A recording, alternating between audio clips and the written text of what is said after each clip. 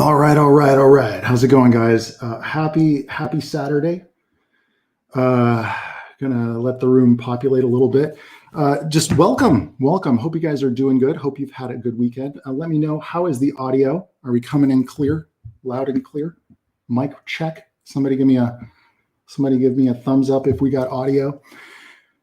Yeah. So it's been a pretty good week. Lots of progress on the Creed comic that's coming up. I got some news. If you guys haven't noticed, look at. I can't. There we go. I'm situating inappropriately. Here we go. See that? We got Creed. Creed is coming to Indiegogo on February 14th. That's happening. The reason why I had to delay it a little bit is because I suppose I can officially announce I'm working with a publisher. I'm working with All Caps Comics. They have a tremendous record of successful indie comics on Indiegogo. Man, I'm excited. I'm nervous, but I'm excited. This is going to be a big whopping 50-page books. So we're going to be launching Creed #1 and Creed #2. The Deuce. These are coming in a big bundle, so that's going to all happen on February 14th, and that's my big announcement. The topic of discussion that I want to talk with you guys about. First of all, I'm so glad so many of you stopped by. Looks like we got a lot of familiar faces here. How's it going, everybody? Hope you're all doing well on this lovely day. We got a little bit of rain out here, and I love it. I love it like you wouldn't believe. I just like kind of curl up and want to just chillax on a nice rainy Saturday. You know what I'm saying? Play some gaming, you know. Been playing a lot of Red Dead Redemption 2 this week, getting back into it. Don't get caught up in the gambler challenges, man. I sat there for far too long than I'm willing to admit, trying to figure out how to play dominoes. And if you played that game, you know what I'm talking about. There's like an achievement. I'm not even going to bother with that. The hunting, really nice atmosphere. No game tops that one. But what we want to talk about today, I want to talk a little bit just about some of the predictions. Some of this, first of all, lighter-hearted topic than last week.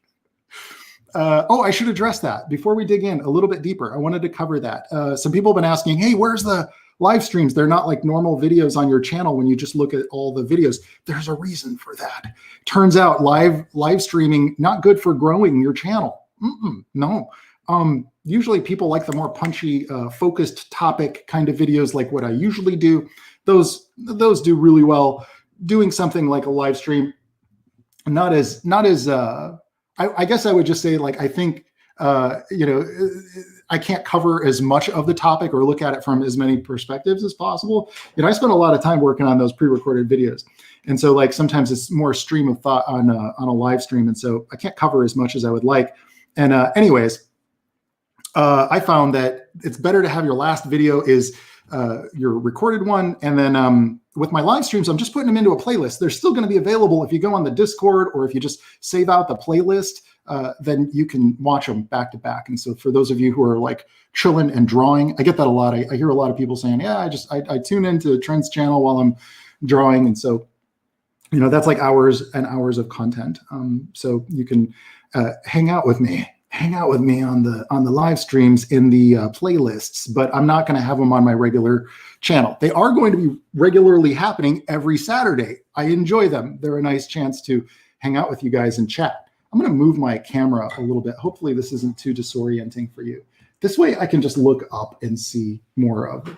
It's not looking off to the side as much. You know what I'm saying? Real quick, let's talk a little bit about predictions for the future. Let's talk about predictions for the future. I have some notes here. So, this week we had some interesting news. We had some news coming in. The news was the Resident Evil showcase. And I don't know if you guys caught this. I'm a big Resident Evil fan. So I was really excited about this. I was excited to see like maybe a Resident Evil 4 announcement, a remake announcement, and I do hear that they have that, in development. I think we'll hear something about that before the end of 2021. That's my first prediction, by the way. But they did showcase the Resident Evil Village demo, and they announced a release date for it. So, and it looks pretty good. My only problem with these new Resident Evils is, like, I played the demo, and it's a lot of walking and looking for the thing to interact with. And I know it's just a visual showcase. And I'm going somewhere with this, by the way. If you were a game developer, you got to pay attention to this, specifically because I think that, like, in the very intro of that demo, we saw that there's a thing in there that says live capture. They did a lot of live capture, location capture, to make this game, and it looks gorgeous. If you haven't seen it, check out some of the video. Like, look up a trailer for Resident Evil Village. That's Resident Evil 8, and what they did was they captured actual locations. And what this means for game developers, and this is kind of leading into some of my predictions. And I know some of you are going to cringe when you hear this because it's not about drawing. It's like we love to draw. We're artists. We love to draw. And I think there will always be that requirement, like that need for artists and people with artistic sense and people with the ability to create new locations and things like that. But what we're seeing with a lot of really high-end game development is they're doing a lot more realistic stuff. And that means that they're doing a lot more location capture. And what that is like they have this, like a thing that they plop down in a location. It's got this ball on it. And if you've played some VR games where they've captured locations, you'll know what I'm talking about. They capture the 3D image of that location, and then they go through a process of cleaning things up. Now, I think that there's going to be a big need for artists to do 3D cleanup on existing locations and then modify it and use it potentially even in concept art, even in the pre-production phases where they're using existing geometry that's generated from life in 3D, rotatable, component-based, plop them into locations, add lighting to your scene, and then render it out and then modify the rendered image. So I think that you're going to see a lot more of that kind of a thing. This is my prediction for game developers coming into 2021. I think there's going to be a massive surge of a need for such a thing, which is probably fine for a lot of us who like to draw, because a lot of people who like to draw are making indie games now. That leads me into my third prediction, I guess you'd say. Oh yes, GNH is calling it advanced photo bashing, and that's exactly what I think. That is exactly what I'm talking about. I think that we're going to see a surge in very clever 3D modelers and very clever painters and photo bash artists who are going to be taking these 3D captures of locations, and they're going to be modifying them and creating new locations using components of existing landscapes and existing architecture. So, like, if I were a new concept artist and I were just getting into the field and I were looking at games like The Last of Us, and if that's your taste and that's what you want to get into, like, I would absolutely be learning Unreal Engine, and I would be learning how to import and modify these 3D models that are live capture 3D models, and then modify them, use them to create new locations. We're still getting creative with it, but that leaves a big opening. And some people, I don't want to upset you by saying that. I know that a lot of artists out there are probably going, "Oh man, I don't want anything to do with that." And I'm not against you on that.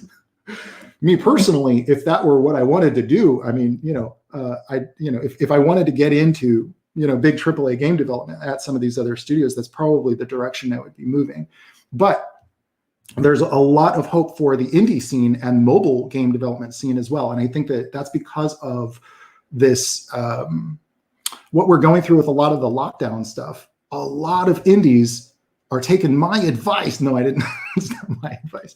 But a lot of indies and a lot of people who are like, well, I always wanted to make indie games, they're realizing it's never been more accessible. And so they're jumping in, they're making their game. They've been making their game for the last 10 months or so, or whatever, or 8 months or whatever. And they're ready to start, like, going, okay, it's time to release my first couple of games. And so you're going to see a lot of flooding going on in the indie game scene, I think, in 2021. It's going to get nuts. I mean, you thought it was crazy when you go to that Switch online store. It's going to get nuts, buddy. The indie game scene is alive and well. I might very well go so far as to predict another indie apocalypse. There was that big flood of indie games that happened right after Indie Game the movie and Meat Boy and all that. I think we're going to see another one, but that doesn't mean that you can't stand out. I think that the way to stand out is, as I said with last week's video, having a good social media presence, having a lot more involvement with your community, having a lot more interaction with the people who are interested in the development of your game. So as far as like game development goes, I see things going that way. I also see a lot more indie teams banding together and grouping up, working from all over the world. I get a lot of questions from people saying, hey, I live in another country that isn't the US. What are my chances of working in the game industry? Well, they're just as good as anybody in the US anymore, these days. You might not have that same chance of getting into a big AAA studio, but starting your own company or making your own indie games with your pals, yeah, there's no limit on that. World markets, man, you're looking at as more and more countries develop their telecommunications, and you get like more internet access, and economies all over the world are rising. You're seeing all kinds of emerging markets. So there's all kinds of opportunities for indie developers to reach a market, especially if you're making great content and at an affordable price. Marlon James says the only game he's waiting for in 2021 is Halo Infinite. And you know what? 2021 for Halo Infinite? They said it was. They did, didn't they? They said Halo Infinite is 2021. Yeah. But I don't know if they can do a full-on reskin on that game. I think that there was a lot of blowback for the art style, and I don't know if it's going to come feature complete. I think it'll be the kind of thing, I think they're going to turn Halo into like a service. And I think that it's going to ship with a base game. This is my prediction, by the way. Don't get angry. I don't have inside info. But my prediction is, Halo Infinite, yes. But they'll have like a 5-year plan, kind of like the way that Destiny was like going to do it. You know what I mean? I think that's the way they're going with it. It's just my, my feeling on it based on what I'm seeing,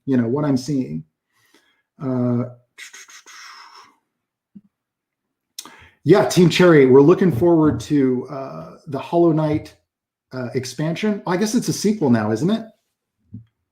What's the Hollow Knight sequel? The name escapes me right now. Somebody in chat right now is losing their mind because I don't remember the name of the Hollow Knight expansion. Yes, we're talking about a Overwatch 2. That is definitely, I think, going to happen. They won't delay that. Blizzard needs another big hit. They need something to come out right now. I know they got Diablo Immortal also. Is it Diablo Immortal? That's on the horizon as well. Oh, here we go. Yeah, Ramsey jumping in with sorry, it was Ramsey and Visander. Also, Hollow Knight Silk Song. It'll be the next big thing. I don't know. It's possible. I do think that, guys like the Team Cherry guys is a huge inspiration for a lot of indies. This is only a 3-man team that started this thing. I'm sure that they've expanded. I'm sure that they brought in some other people to help out, but I think that they were sort of, I don't know if you'd call it the second or third wave of just huge indie successes that we saw. Yeah. Also we got Elden Ring. Are you sure about 2021 for Elden Ring? Are we talking? We haven't even so much as seen a screenshot for Elden Ring. So I've got my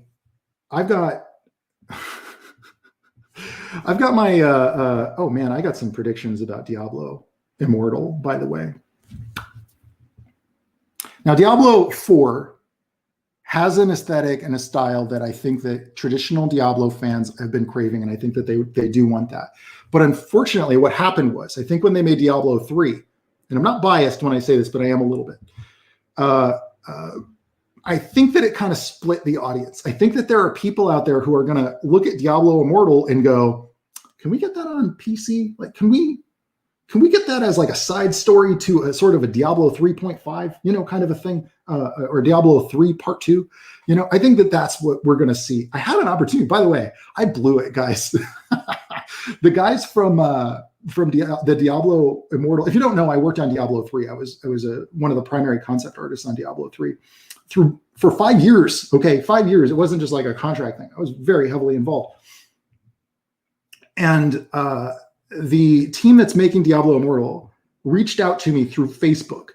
And you know how many messaging centers I have, and you know how they're flooded with messages from people that I don't know. Well, I end up missing messages from people. The Diablo Immortal team reached out to me and they're like, "Hey, it seems like you could do some Diablo concepts. Do you want to work with us?" And I didn't see it. A month goes by. I finally see it, and I responded, and I was like, "Yeah, come back to doing some Diablo stuff. I know a little bit about it. Know a little bit about that Diablo style, not the Diablo 4 style, the Diablo 3 style. I know a little bit about that." And they were like, well, basically, I just never heard back. So like, I blew it with that one.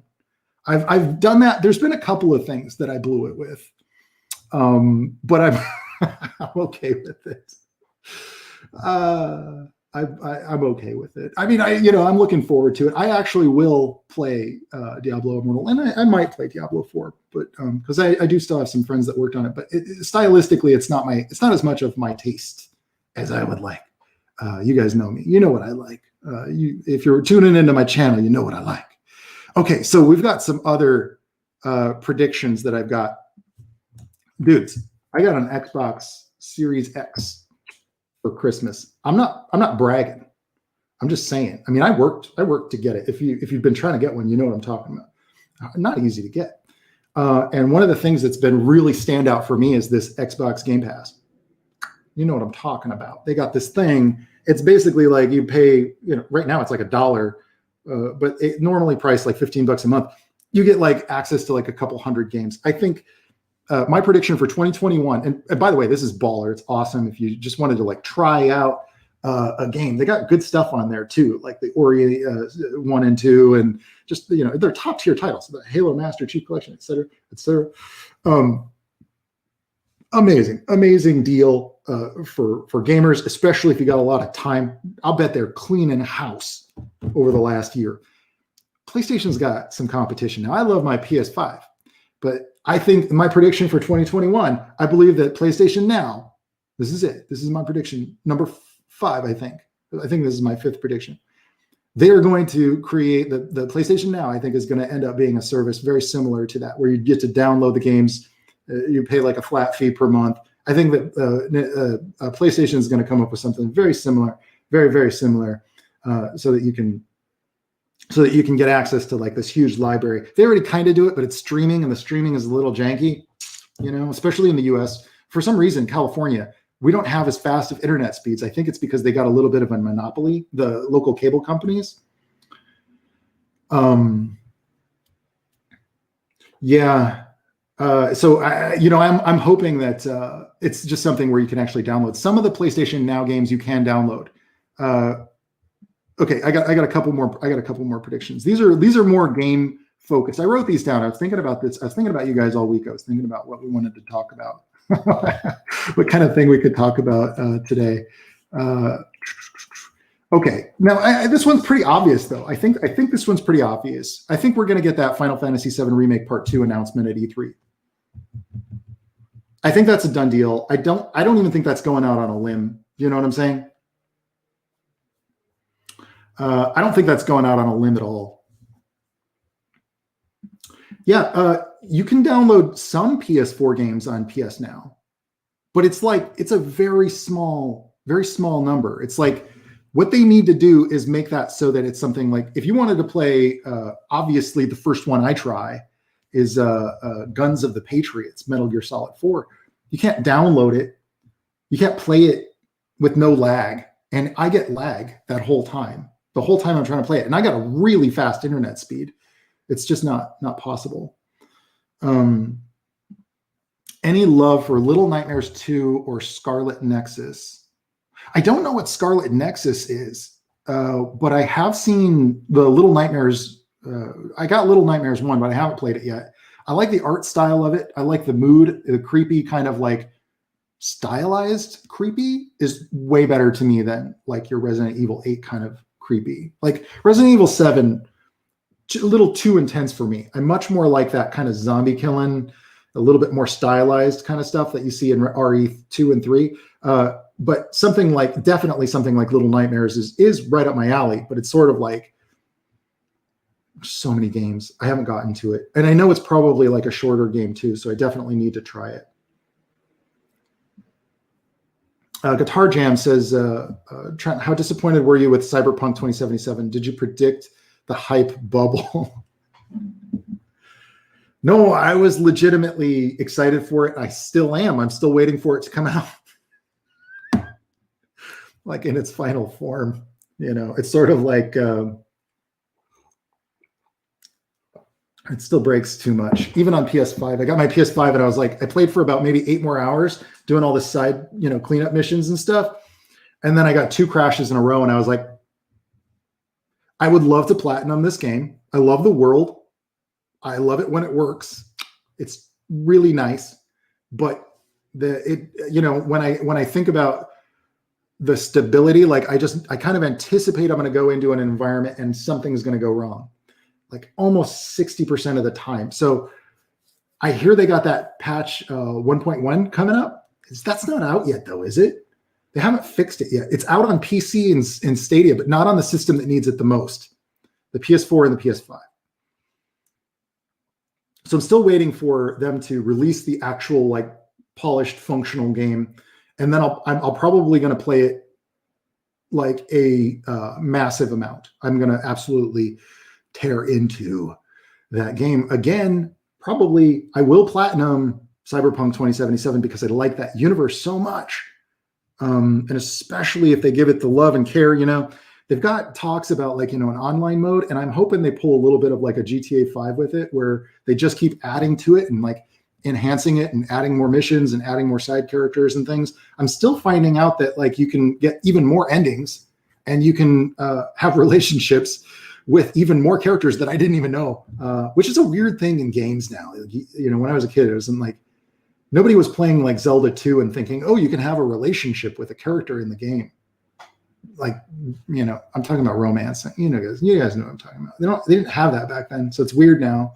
I think it's still weird, especially when it's like, are we going to reach a point in like 50 years where we've got a game like that, where it's like a simulated city and like you can date any character that you meet while you're robbing banks or whatever. I don't know, whatever you do in GTA.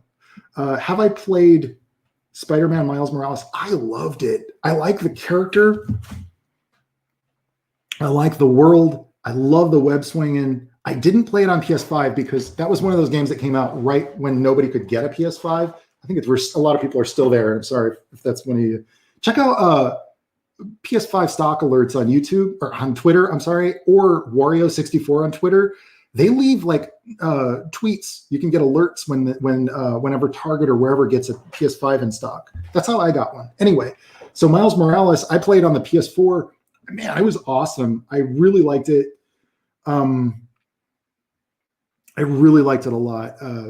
Yeah. Mostly, well, first of all, superheroes make great video game characters. Love the Batman series. Absolutely love the Batman series, the Arkham series. I don't know how I feel about the new ones. Like one of them is the Rocksteady developed game, but it's not in the Arkham universe. And it's like, wow, do we need to start over? Is it time for a reboot already?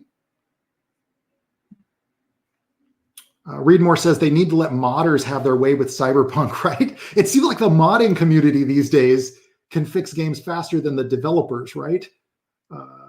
Yeah. Well, I know that that first-person view that they added to GTA 5 when they brought it over to the PS4, that first-person view was inspired by a group of modders who had built it for the PC as a mod.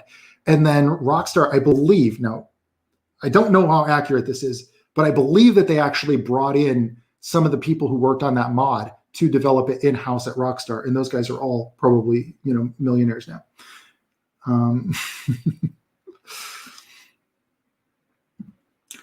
Do you know anything about Overwatch 2? Even if I did, I can't talk about it. I mean, I've done some work on Overwatch, on the Overwatch series. I got to kind of stay clear of anything that I'm working on. I can't talk about that, and I can't talk about anything Riot related. Other than, what's been announced publicly. That's all I can say. And whatever they said, if they said, my prediction is, 2021, simply because I think they need something. They need a new game on the roster, especially right now. Especially right now. And man, 2021 is going to be a heck of a year for gaming. A lot of people started gaming during the lockdowns, I think. And what they may not have realized is they're hooked. We got them. Now we're going to be looking at a lot more games coming out, and they can't even keep the PS5s on the shelf. So certain, or these new. I'm not a PC gamer, but I know there's like the new RTX. I don't know the name of it, but anyway, there's like a new graphics processor that's like flying off the shelves. You can't even get those. Did I say the new Fallout Frontier huge mod download? No, I haven't. I have not seen that. But if you're an indie game developer, or if you're trying to get into the game industry, man, start making mods. That's a good way to get some experience. Biomutant is a cool upcoming action platformer. I agree. I've been watching it for a couple of years, but I haven't seen much for it. And one of the things that I think is smart that they're doing, the Biomutant team, first of all, I believe that there's some of the people who worked on Just Cause. Correct me if I'm wrong. But I believe that it's developed by some of those guys. And I think the smart thing that they're doing is they're going, whoa, we're going to just delay our game. It's our first outing, new studio. We're going to delay our release. I think they have the benefit of not having shipped anything yet. Nobody's demanding or expecting them to like ship on time. It's better to ship a game late that's really exceptional, I think, than to ship a game that's got so many problems that you can't see past them, and that's what certain other studios should have realized. But hey, I don't know their situation. Maybe they had like, I don't know, business people breathing down their necks. Maybe they had like gangsters like threatening them. Some of these executives, when you start working in the game industry, you hear rumors of people who pull the strings behind things. You do not want to mess with some of these people. So that sounds very.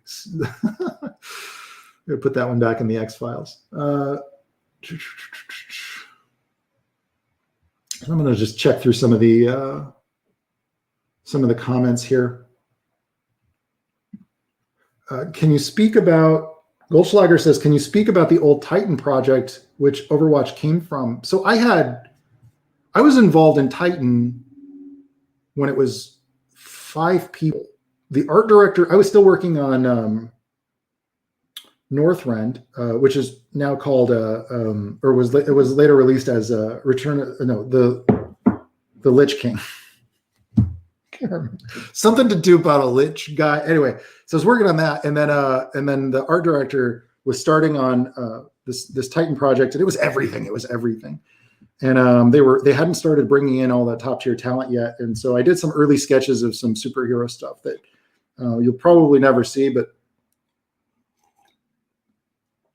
most people who worked on Overwatch probably didn't even know that I did some of the earliest sketches, because they wanted a very comic book style thing, but more of a superhero comic book style thing, which wasn't exactly my thing, And then later they asked me to get involved in it, but I wasn't.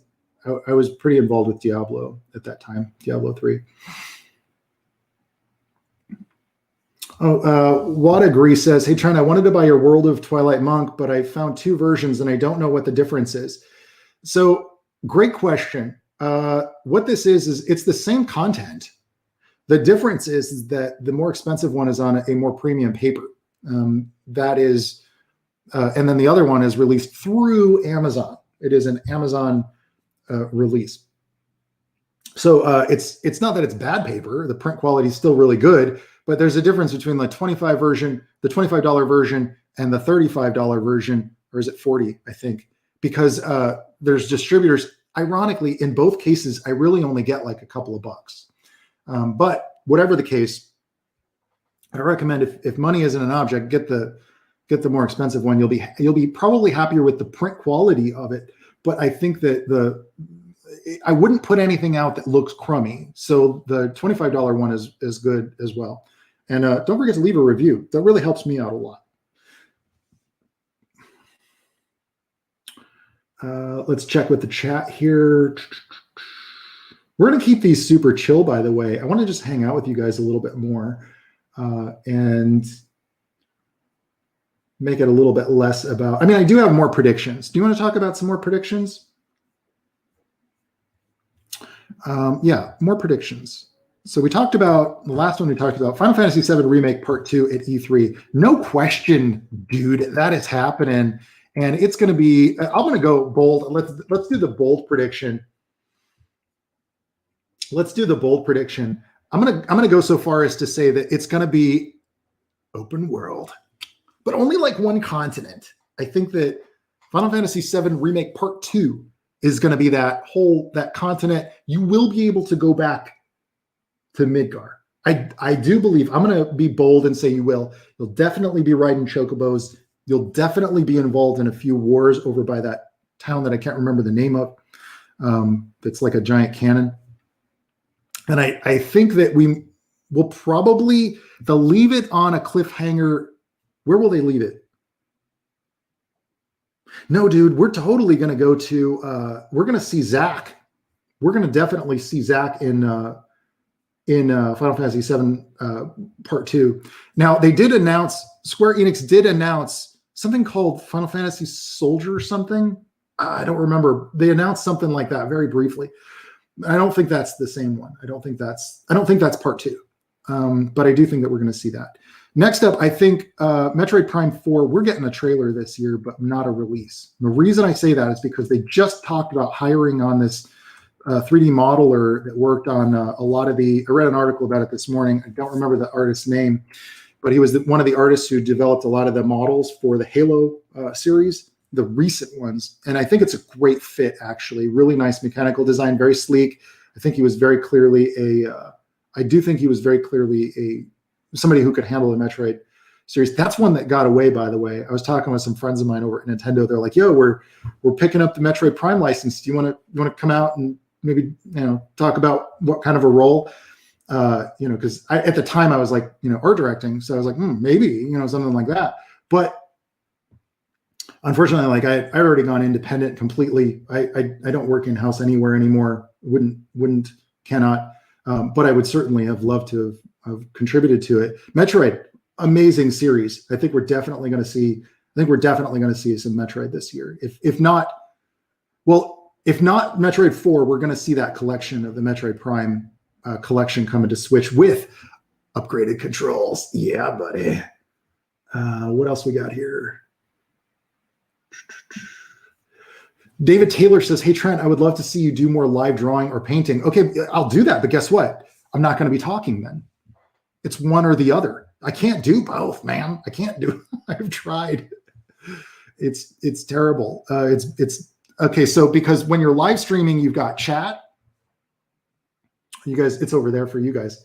You've got chat, and then you've got what you're painting, what you're actually doing, and you're trying to not have lulls where there's it's just not fun. I tried it on Twitch a couple of years ago. It's not, I don't know. I think time lapse with, answering direct questions, I think is the best way to do my YouTube content. If you wanted to see more live real-time drawings, I put all of that in my box sets of tutorials. And that does remind me, I got a project in the works, something that you guys keep asking me about. And I wanted to cover it. Hang on, just give me a second while I figure this out. Okay, so you're going to see my, yeah, here we go. Share screen. Here we go. So let me show you guys. We're going to have this coming in the next week or so. My box set of tutorials, volume 7, is coming out. And that's going to have just everything that I do this year. The way that my box sets of tutorials work is that you'll get like these uncut, unedited videos of almost every painting that I do. Right now, it's probably at about 9 hours of content. I'm really trying to stuff it, with a lot of content before I launch it. If you wanted to get any of my previous years, I've been doing this for the last 6 years. So, it's pretty much everything. And then there's also extended, unedited versions of my YouTube videos, as well as breakdowns of almost every every painting that I do. So I've got that coming in the next couple of weeks. We got a super chat here. This one's coming in from Flicks by Cody. Hey, Trent, I'm getting into your Twilight Monk books, and I also got your easy art lessons. I ended up drawing circles for an hour. That's a good start. Now you're going to have to punch it up to 2 hours. An hour a day for only a couple of years, and you'll have those circles down. It's a good place to start. The easy art lessons are definitely a good place to start. Thank you for the super chat. I do certainly appreciate your support, and I'm glad to hear that the easy art lessons are helping you out. Those are foundational, so they'll help you with developing your skills when you're just getting into drawing, so that everything else that when I'm talking about, shading and rendering and perspective, all that stuff is going to come into play when you get into like doing digital painting and such. Question from Star GNH says, when would you recommend I start looking into material rendering? Now. It cannot hurt you to do some material rendering studies. Now, I have some videos on my YouTube channel. I want to highly recommend you check those out, where you can see how I go about doing a material study. And I'll do a lot of them. And then you're building your visual library so that you can develop your ability to call up any material you want at any time with different kinds of lighting. And you might want to even try doing the same material in different lighting. And that's something that's a little bit more advanced, but the sooner you get your feet wet with it, the better. So check out that video. Wilson Draw says, I got the Hearthstone pack and it helped me to understand my colors more. Dude, I got a big one. I'm adding to that same box set of Hearthstone tutorials. I'm going to be adding a big, massive drop on that. That sounds bad when you say it. I'm going to drop a big, massive drop on that one. I'm adding probably like 3 or 4 more hours of content to that one. And I'm working with Proco on it. If you guys know Stan Proco, I don't know how to say his last name. You guys know Proco from YouTube. Jules is taking off. Hey, well, thank you for stopping by, Jules. I do appreciate you stopping in. Oh, Proco. Yeah. I talked to Stan for a little bit. He's a really interesting fellow, very smart guy. He's got a lot of things figured out where I'm just sort of like, I gotta pick his brain a little bit more. Also with my friend EVS, like, really good business sense, really good ability to turn what they're making into, basically make content for their audience. They know what they're doing when they structure their content. And also the biggest thing that I've been challenged with is delegating my work. Like this year, I'm going to be looking for a way to, I keep talking about finding a video editor, and I do still want to do that. And I've got a couple of people that I'm looking at right now.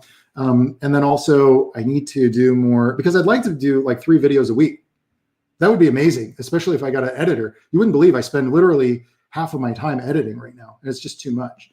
But so that's one of the things I'm looking for, and then also possibly somebody to help out with some of the social media stuff. So like sometimes I get so focused on working on the project I'm working on that the social media stuff falls by the wayside. And I was watching a video with Thomas Brush, who's also an indie developer. He actually runs his own studio as well, but they're actually making indie projects. They don't take on contracts or anything like that. Anyway, smart guy, very good at delegating, very good at finding people to help him with managing all of his social media channels. More predictions. I got another one, guys. I got another one. This one's probably obvious. You're going to go, yeah, no duh, Trent. Switch Pro. Pretty obvious, but I'm going to get more specific with the Switch Pro. So they did the Switch Lite. Smart move, because there's some people who are like, I don't need a TV for my gaming. I like portable stuff. That's for those 3DS users. I'm predicting that the Switch Pro is going to be a beefy box that you put on your desk or on your table, your console table, next to your PS5s, your PS4s, your Xboxes. My prediction, Switch Pro will be a non-portable system. I believe it'll be a beefy console in the traditional sense. And I have no problem with that because my eyes ain't as good as they used to be anyway. I'm trying to play games like Yonder or something, and I can't even play it. The menus are just the text is just too small on the screen. Whatagree says Switch is overrated, to be honest. I'm going to show you guys something real quick. Hang on. I'm going to show you guys this real quick. Do you see that? Do you see that right there? That's my Switch library. It's just blown up this past few months. Holiday sales. I'm a sucker for them. Man, I'm going to have to, 1st of December, I'm going to have to give my wife my credit card and just say, don't let me, because I see a buy two, get one free. And I'm like, well, I don't have that one. I'll get that too. And then, before I know it, I'm buying. I have to disagree. I think the Switch is really fantastic. The only thing I don't like about it is exactly what I was telling you. There's too many of the portable thing. You got to switch out the cartridges. I kind of like having a console where all of my stuff is digital. It's just available right away. And so that's kind of what I'm hoping for from a Switch Pro. Something that's it's got a hard drive built in. You can load up all of your games on there. So it's not a big deal to just swap between, I don't have to run upstairs or run to the other room or go through my cabinet and pull out the disc. Although there is a nice feeling about having just that one game that you're playing at a time. Sometimes it's overwhelming if you have a digital library. My PlayStation library is over 600 games, just on PlayStation now. Oh, dude, that's just scratching, the tip of the iceberg. That's not the way to say that. That's not the right saying, but it's scratching the tip of the scratching the tip of the iceberg, the tip of it.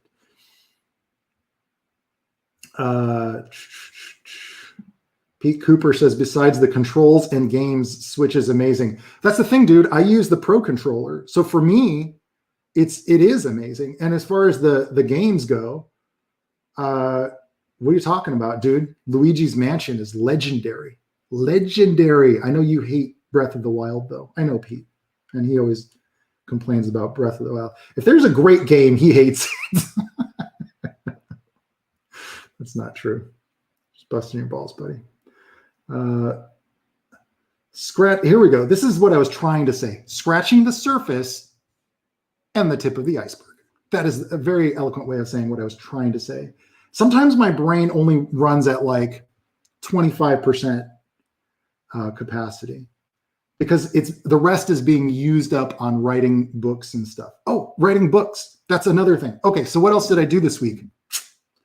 I'm going to interject some of my projections. You're seeing it in real time. This is my brain stopping its functionality. This week, I finished the final draft of Return of the Ancients. And I know a lot of you are going, the hell is that? Return of the Ancients is the direct sequel, part 2 of Secrets of Kung Fulio, the Twilight Monk illustrated novel. Now, don't get me wrong, I got a lot more artwork to make for Return of the Ancients, but that's going to be happening in the next couple of months. I want to take my time with it, though. I don't want to put out something just because I said, hey, I'm going to try to hit that January deadline. I want to make sure that it's really living up to the hype. People are expecting a really solid sequel. My friend's 8-year-old told me to quit my job because she needs to know what happens next. Yeah. Sly Cooper was the bomb diggity back in the day. It still is, brother. There was Sanzaru did a sequel, a 4th entry, and it was pretty good, actually. I just recently was watching a playthrough of Sly Cooper. I feel like that's one that's kind of gotten a bit of a raw deal. And I love Sucker Punch. I love what they're doing, but they need a second team. And I need to run it. No, but it's not a requirement that I run the Sly Cooper team, but they need that. They need a second team to make it. Yes, that's right. Brad G says it was The Thieves in Time. That is number 4 by Sanzaru. Very, very looking forward to Ghost of Sly Cooper. Could we just get a Sly Cooper skin for Ghost of Tsushima? I'm not opposed to that. I actually think that would be pretty fun. They got a skin for Sam Fisher in Ghost Recon Breakpoint. It's if you wanted if you wanted a Splinter Cell sequel, you pretty much get it if you get that that skin. Orangutan says, great live broadcast. Thanks, Mr. K. Do you think so? How's it going? Is it going okay? I don't promise the most intense. I'm not preparing jokes throughout the weeks. This isn't my stand-up hour. This is me hanging out hours. But I hope that it's still delivering what you're expecting, or at least something entertaining for you. Or predictions. Said that I don't prepare jokes, but I do prepare predictions. I can't even speak. I prepare predictions. Today, not today, but soon we will get an announcement for Days Gone 2. Days Gone 1 was really a fun game. It got a rocky start. Some of them reviews, not so friendly, but man, still a really great game. Open world. You guys know I'm a sucker for open world games. Days Gone 2, going to have to switch it up a little bit, though. They're going to have to change the environment. They're going to have to give it something else. Maybe soup up your bike a lot more, get some more custom stuff going on. Maybe take it to a little bit more of a level of absurdity, taking it into the Dead Rising category a little bit more. But those swarms of zombies, you can't beat them. You can't beat that. Really fun. Pete Cooper says, what were your favorite games of 2020? Many games to talk about. Off the top of my head, obviously Ghost of Tsushima. Ghost of Tsushima, obviously at the top of that list, very high up there at the top of my list. I'm trying to remember, because I do play a lot of games, if only just to kind of touch base with them, just to get a cursory evaluation. Ghost of Tsushima super delivers on the samurai fantasy. Super delivers. I've been craving Tenchu. It gives me that Tenchu vibe. I want that. A lot of people don't like the stealth aspect of Ghost of Tsushima, so they play it, like blades out, run up to a village and call for them to send out their greatest warrior, and then you duel on a bridge. You can do that too, and it's really good. Great combat, great mythical elements that don't feel absurd. They feel like, oh yeah, okay, yeah, I could see some ghosts going through this area, but then it turns out to be something else, I don't want to create any spoilers or go too specific with it. That one really stood out to me. Obviously, I really loved the Resident Evil 3 remake. That was one of my highlights for the year, even though I know before you guys even start typing, I know it had its problems because they cut out a lot of content. But what's nice about those Resident Evil remakes is that they don't step all over the originals. It's you can still go back and really enjoy those originals, So yeah, Miles Morales, Spider-Man Miles Morales is one of my games of the year for 2020. I really liked that game. I actually kind of finally dug into Final Fantasy 14 right when the lockdown hit. And I played it with my buddy Marcus I think I told you guys about this. I played it for probably a month. But the problem was I played through all that content from the Realm Reborn right before they truncated it and made it short so you could get to the Heavensward stuff. I didn't even get into the Heavensward stuff. Anyway, there's too many to mention. 2020 had some amazing games, some really amazing games.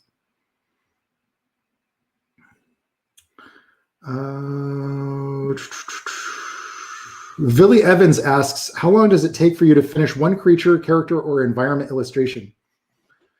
It's different for different clients or different tasks. If I'm doing something, this is an art question. We're going to lose all the gamers when we talk about art. We're going to lose all the artists when we talk about games. I know there's a lot of you guys who also both, just like myself. But anyway, yeah. So I would say that if it's for Twilight Monk, I can usually do a creature design for the art book. I can usually do a creature design in 4 or 5 hours pretty comfortably if it's a small creature. If it's a big character, a big creature with a lot of details worked out, I might spend 10 or 11 hours. I don't tend to spend more than 10 hours on any one painting, even if it's an environment. And in fact, for environment stuff, I'll use a lot of, I use a lot of the techniques that I use that I talk about in my environment workshops and things like that speed things up. So it really doesn't take that much time. Have you played Neo? Yeah, I did. I played the first Neo. I've got the second Neo still in the shrink wrap because I bought it for like $20. No time because I keep going back to other games like GTA Online and Red Dead Redemption 2. What do you think of the Resident Evil 8 Maiden? So the demo, yeah, my feeling on the demo was like, it's pretty. It's really pretty. But like in terms of gameplay, there isn't much there. And one of my big problems with the Resident Evil 7 and 8 is that I want to blast zombies. And I know that sounds like going backwards, but like, I like having a lot of cannon fodder. I like getting, weapon upgrades and then going to the next zone. And like, that's something that like they did really well with those remakes, and I like that style more. I'm not very much into realistic horror games like Outlast or any of those, especially if they get into like really evil stuff and mutilation and things like that. It's not so much my thing. I like it when it's a little bit more campy, like the old Resident Evil stuff. Oh, going back to the creature design question, like the ones that I did in the creature design classes. Well, I was working with Anton on a lot of those. He wasn't spending more than a few hours on any one of those creature designs. Really don't take that much time to do small creatures, especially if they're like rodents, But the question is, like, the thing is you don't just do one. It's like when you're a game developer, you're going to do 50 rodent designs, and they're going to throw out 35 of them or 40 of them, maybe even more. Ratchet and Clank Rift Apart. What do you think about it? That is my jam. You guys, if you ever watch Key and Peele, that is my jam. Yes, love Ratchet and Clank. I wanted to go back and replay the PS4 one before the new one comes out, but I'm super stoked about it. Oh my gosh, just in terms of, this is what I'm talking about. Like, I feel like Insomniac held on to their legacy in a way that, now don't get me wrong, I have a lot of respect for Naughty Dog and I have a lot of respect for Sucker Punch, but I feel like they let some of their legacy go unnecessarily. Like, just make those games because people want them and love them and they treasure them. If they did a Jack 3, if they did if they did a Jack 3 and a Sly Cooper, I think now, if it was a Sucker Punch game by, Sly Cooper by Sucker Punch, bringing back those styly platformers.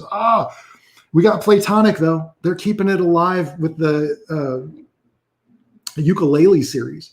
And, I'm so glad that they're still around. I want more of that. I want to see more of that. Ratchet and Clank, keeping it real, but upgrading it, leveling it up for the current generation.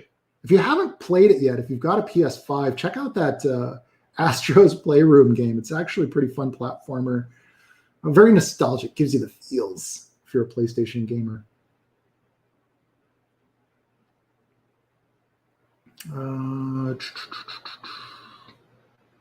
What else we got? Checking out the chat here.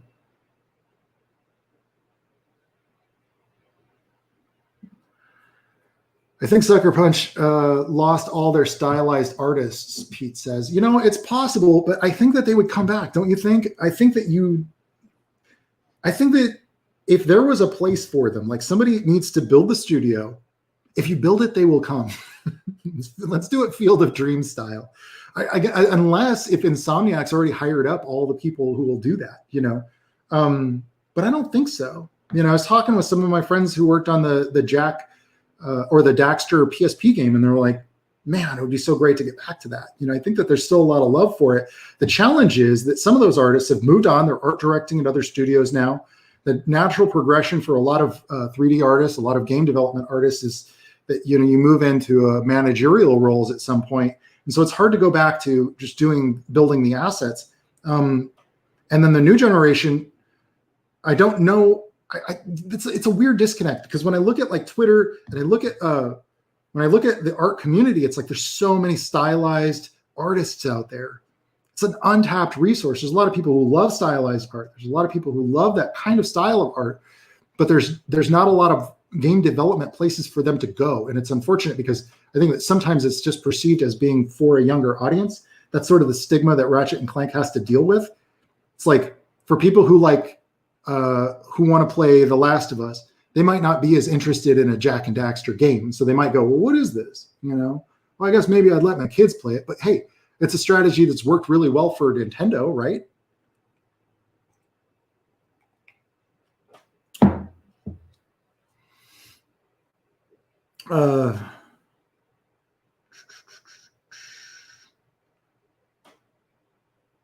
Let's see. Sorry, I'm just going through the chat here. I want to make sure. We got a good question. Vili Evans says, have you played any of these games, Ghost Runner, Bloodborne, Inside, What Remains of Edith Finch, or Bloodstained Ritual of the Night? No, yes, yes, no, yes. Bloodborne is absolutely at the top of that list right there. You should have started with that one. Ghost Runner, don't know much about it. Sorry, I just wobbled. I need to get a separated camera. My tools are so outdated. I'm just running off my laptop, my MacBook camera here. Ghost Runner, I think it's like that Cyberpunk Ninja game, something like that, first-person view, something like that. Bloodborne, absolutely, 100%. Love that game, but can't platinum. I can't platinum those From Software games. Inside, nice, fun little evening, one night game. Just play it in like a Saturday evening or something.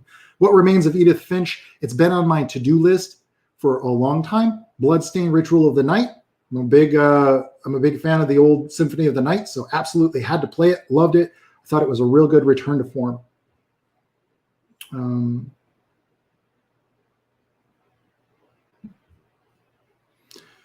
Marwa K says, hey, Trent, what do you think about the FCD school as a way of getting a job in the game industry? I've hired probably 3 or 4 different artists out of FCD. They're one of the only concept art schools that I think really teaches, I don't want to say that.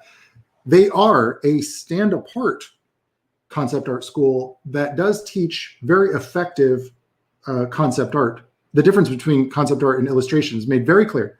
Feng Zhu, I went out there and I've actually visited their studio because I agree with them so much about his approach to concept art. It's more traditional. It's like you're building out your objects in 3D space. You're doing turnarounds, orthographics.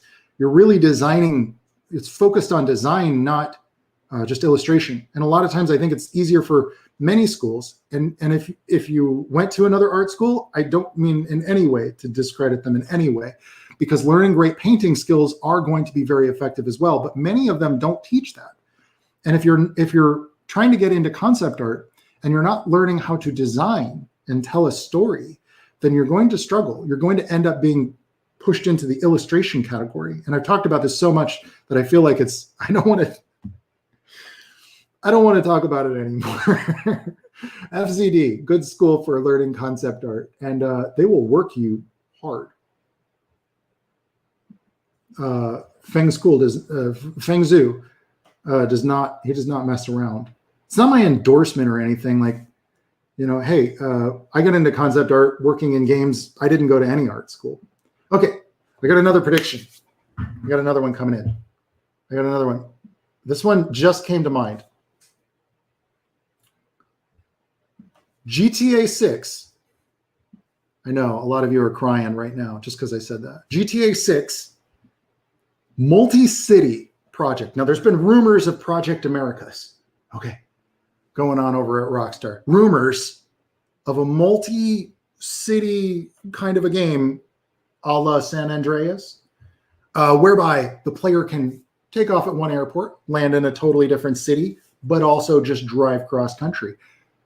Could be really good. Now, I don't think we're going to see that in 2021. Sorry, I don't mean to burst your bubble. I know I built it up there, but I built it up too much. I do that sometimes. I do predict, however, that around the time that they announce that they finally release GTA Online for PS5, I think that's when they're going to go, you know what, trailer drop. Trailer drop on that GTA 6 featuring music by Coldplay. No, I don't know. Got that track by Coldplay. That's going to sell more GTA 6 units. No, I do think that we're going to start to get something. We're going to start to get a little something from Rockstar, just because like the rumor has been out of control in the last 6 months alone. And you got the president of Take-Two saying, hey, yeah, we got to release these more frequently. Now, I do think it'll be a little different. I think that they're going to integrate it with GTA Online in some fashion. I don't think they'll do a GTA Online 2. I think that they're going to go like, hey, yeah, these are more locations you can go to, something of that nature, something like that. But I think that we're about 3 years out from an actual, like the actual release date. They'll say 2, but as is traditional with Rockstar Games, we're going to get the 2 year, hey, it's 2 years out. They might even say 1 year and then delay it a year. And then when you've been around, man, what am I, new? Come on, man. GTA. Rockstar Games. Bully, though. I'd love to see a Bully sequel. Bully was an excellent, excellent game. What are your predictions for Pokemon this year? Nothing. We're just getting Snap. That's it, bro. I'm sorry. This is the year that they're going to take a break. They're going to take a break because they're going to want to come back with a little bit more of an open world kind of a Pokemon game next year that's going to integrate elements of Snap, where essentially Pokemon are living in the wild and you have to watch the weather reports and you got to get the right bait. And it's kind of like hunting in Red Dead Redemption 2. You're going to have to stand downwind of that Snorlax because he's going to sniff you, man. That Snorlax is going to sniff you. In Pokemon, what's a good name? They're going to go with fruit names. It'll be like Pokemon Raspberry. Just throwing that one out there. But that's not until 2022 anyway. So, yeah.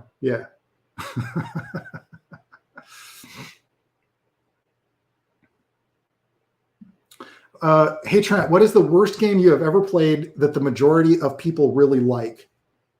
I don't know if the majority of, first of all, those of you who tune in my channel are already going to notice this is weird that I would even pull up this question, because I don't tear anything down. I don't like to publicly tear anything down. But I will say, there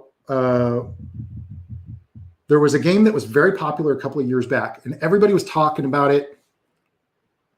It's from an indie developer, and I really mean no disrespect because I love this guy's other games. But there was a game called The Witness. I did not get it.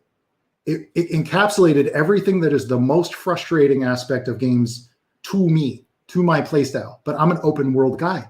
I like to just jump in and blow stuff up. I like to just jump in and live in that world and like trade with the locals and then like buy from one village and then trade the wine in another village where it's worth more. I like these open world exploration games. And The Witness was sort of like, hey, here's this light beam and make that light beam connect to this. Now, here's the thing, though. I really liked Braid. I thought Braid was really good. I have a lot of respect for the developer. It's just not my, just not my taste, My feeling on Ori is there's a few heads that are going to just completely explode when I say this, but like, yeah, something about Ori and the Blind Forest didn't work for me. And it could just be that I only played it for 3 hours, it could just be that, the combat system or whether it was like just something about it just felt like it was really too hard, too fast, and not in a way that was like, felt like a payoff for me. But to be fair, I feel like I should give that another chance. I don't know. What do you guys think? Should I give Ori and the Blind Forest another chance? Mike OPP Art. See, I picked up on that. I know that's where you're going with that. He says, have you ever blown a deadline? If so, how do you deal with it? I don't know. I've never blown a deadline. No, I've never once blown a deadline. But I can tell you, I have had artists who have blown deadlines that I was expecting artwork from them. What I would have liked is a heads up. What I would have liked is hey, I'm really falling behind on this task. too much going on in my personal life. Not excuses, but like, I will make up that time this weekend, something like that. Something where I know that you didn't just hide because you didn't want to deal with it. Like I've had artists who literally just ghost me because, not literally, I hate when people say literally, they just disappear because they're kind of embarrassed that they missed their deadline. And then they're like, oh, you were expecting that? Like a week later. And then they're like, I might not even hear from them for a week. It's like, well, what? The thing is this, people rely on you when you're given a task to deliver art to your client. They expect you to get that done because they've got other people that are waiting in the pipe. They gotta get what you were going to be doing before they can do what they were going to be doing. And especially like right now, we're working on some stuff with a client it's a service-based game. I can't talk too much about it, but we cannot miss a deadline. They have to deliver to their customers before that holiday or before that event that the rest of their team planned out. They put millions of dollars into planning out the release of their product. If we blow it, they won't work with us again. If we blow it once, they won't work with us again. So like the artists I work with, we don't blow deadlines. We do not. And if one of my artists blows a deadline, I have to stay up late to make sure that it gets done. And I do, and I have. I've had to cancel vacations. I've had to cancel date night with my wife. I've had to cancel on a lot of friends from time to time. If one of my artists doesn't make their deadline and usually it doesn't, unless if it's something really catastrophic that's going on in their life, like I don't really think that there's any reason why you ever could or should. You should know your abilities and you should be able to anticipate out like how much time it's going to take you to do. And the only time it's really acceptable is if you're under some catastrophic, like, hey, we're in a hurricane. I can't make my power went out or something like that. Yeah. Here we go. Nightlight says, how do you manage work so that you make sure that things get done on time? Well, I have a MacBook, so I'm using the calendar. And that calendar has alerts, and it makes sure that I remain on schedule. The only time anything, I was saying I don't blow deadlines. I was saying, hey, I'm going to release that Creed Indiegogo, in January, but that was beyond my control. That was the publisher decided, hey, we're going to move that back to February. So like, when it comes to making deadlines, I've got in my calendar, I can't show you because I have other secret projects in my calendar right now. I was thinking of making a video about this, but it's basically like, I know how long it's going to take me to do a pencils on a page, for example. So I schedule that. Oh, when I was doing the final edits, the third draft, I guess it's technically the final draft of Return of the Ancients, I had to put in my calendar. Okay, so like this page or this chapter has got to be done by Tuesday, the whatever, and that's in my calendar. It's blocked in as a required finished date. If I can get it done early, I do. I try to do the big sweeping changes first. When you get a lot of feedback on something, I always put the required changes up in the Photoshop file. I make sure that I check them off as quickly as I can so that within a matter of a few hours, I'm already pretty close to nailing what they were aiming for. And then I can add in extra. Get it done early so that you always have a little extra time to add that chef's kiss. Really top it off and give them something spectacular and special ahead of schedule. Would you accept my neighbor just summoned Cthulhu? We are all going to die as a valid reason for missing a deadline. Not if you're getting paid or if you expect. Not if you expect to get paid. That kind of excuse is going to get you unemployed real quick, which could be good. Hey, if you wanted to be unemployed, it's good. It's a good move. I don't know. I'm a mess when it comes to those things because I'm kind of uptight about it. I'm uptight about my personal responsibility, and so some people hate me for that. Some people leave me nasty comments because of that. Because I'm like, hey, you don't get to draw whenever you want, and they're like, man, I don't want to be an artist, and you're in. I've been accused of influencing artists to be too stressed. because I put a lot of pressure on myself. That was what I caught a lot of flack in last week's live stream. By the way, that's another reason why I don't leave them up, because we were talking about crunch. And hey, man, like I wish I could get my buddy Pete Cooper in here. He's in the chat right here. He'll tell you straight up. A lot of game developers want to crunch. We want to, because we want to make a great game. And I just probably lost a ton of subscribers because I just said that. But hey, man, when you're working in a production game development environment, it's demanding. Make no mistake about that. And a lot of other developers are going to want to work really hard like that too. So we put that on ourselves because we want to make really the best content that we can make as quickly as we can make it. So, and me personally, I like to deliver. I like to deliver when I say I'm going to deliver, and I usually do. I usually do. Unless if a project got pushed back entirely. Yeah, see, Pete Cooper says he never missed a deadline in his life. I don't even know what that would look like. Yeah, I'm with him. If you guys don't know, Pete Cooper and I worked on Diablo 3 together. We worked on League of Legends together. And yeah, I think, we're kindred spirits in that way. It's like we live for our work. We live to make great games. We live to make great art. And somebody telling us that we can go home at 5 is like somebody telling us you have to go home at 5. And we're like, wait. When I was at Riot Games, somebody said to me, we had just gotten, we were getting like a new campus and everything. And this guy turns to me, he goes, dude, this is going to be great. You never have to go home. I was like, I'm getting married. Maybe I want to go home sometimes. I started working from home, and so that was my way of balancing it out. So I get to have the best of both worlds. I get to hang out with my wife and my dog, and just my favorite people in the world, and myself, another one of my favorite people, and I get to keep working. It's a great combination. It works out pretty well. And I don't think that everybody has to be a workaholic to work in games, but it certainly.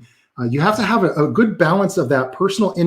If I could summarize and without backpedaling or anything, I want to say like it takes building up that muscle of like personal demand on yourself for excellence, while simultaneously giving yourself permission to take a break and find balance when you need it, so that you can come back and hit that challenge even harder.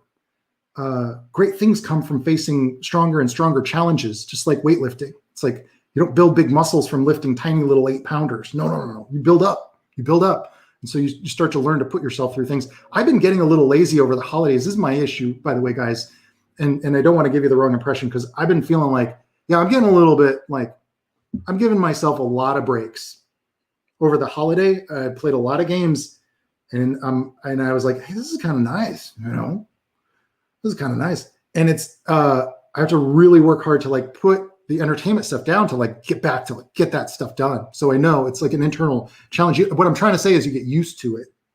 So if you get used to facing stronger and stronger challenges, it gets easier to tackle them. If you get used to giving yourself excuses and like slacking off on deadlines and things, you get used to that. And then before you know it, that's your usual thing. So be mindful is all I'm trying to say. Be mindful to keep challenging yourself to meet good deadlines and keep the quality up. And if you can do that, you find that you can accomplish a lot more at a higher quality with more frequency. And you won't ever blow deadlines. Don't let yourself blow deadlines is what I'm trying to say. Don't ever do it.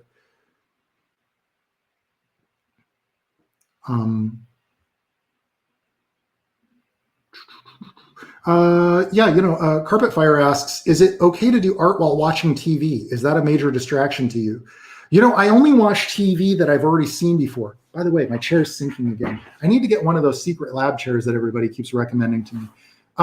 So I rewatch things while I'm doing art, but I don't watch a new show for the first time. And what I mean by that is like, if I really want to see that new episode of Mandalorian, I'm putting everything down. Like that's, I get my work done. Don't get me wrong, but like I will stop the work to focus on the show. But rewatching it, like I'm doing a lot of these pages for the Twilight Monk, or not Twilight Monk. I'm doing a lot of pages for the Creed Reimaginary book, and a lot of that is like art cleanup and things. And I can watch I can rewatch Mandalorian the second time with barely really watching it that much. Some shows like comedy stand-up, I can watch because that's just in the background. Podcasts, shows like what I'm doing right now, is like, yeah, I'll tune into Thomas Brush's videos and just listen to one of his live streams or one of his videos or something like. There's several podcasts and things that I'll tune into because you don't need to see them as much. You're not looking at footage, but when it comes time that that it's going to call a lot of your attention, you need to watch it to follow it. Oh, I've been watching Reno 911. It's on HBO Max.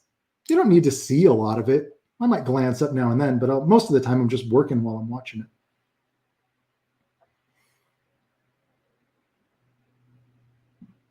Tadashi Iroi says, when does an artist know when their artwork is good enough for job offers at professional companies? It's funny you asked this. I just made a video about this. It's coming up this Wednesday. Well, this coming Wednesday. It's specifically, how do you know when you're ready to sell your art? And I'll just summarize it for you here, but you should always assume that you could. And what I mean by that is you need to have a little bit of building up your confidence, and don't wait for somebody to give you permission to try. And what I mean by that is like, start putting your artwork up for, in a portfolio, and start submitting your portfolio to small studios to give it a shot, to try, and just keep trying and keep sending it to small studios. They usually don't get any applications, or they get very few if they're an unknown studio. So seek out smaller studios. Mobile game studios are going to blow up in 2021. We're going to see a big resurgence in that. Technically you're ready when you're ready, but you're also always going to feel like there's room to grow. So don't assume that there's some point at which you're going to somebody's going to go, hey, you know what, kid, you got it. It's time. Why don't you come on in here to the back room and we'll just hook you up with a gig. No.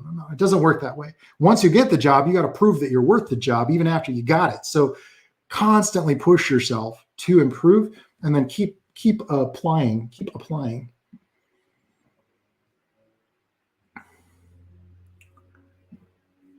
Keith Parker asks, hey, Trent, I love what you did with Aikido. It was really inspirational and pretty cool in general. Will you be doing more with that soon? It looked like you were pitching a sequel to investors.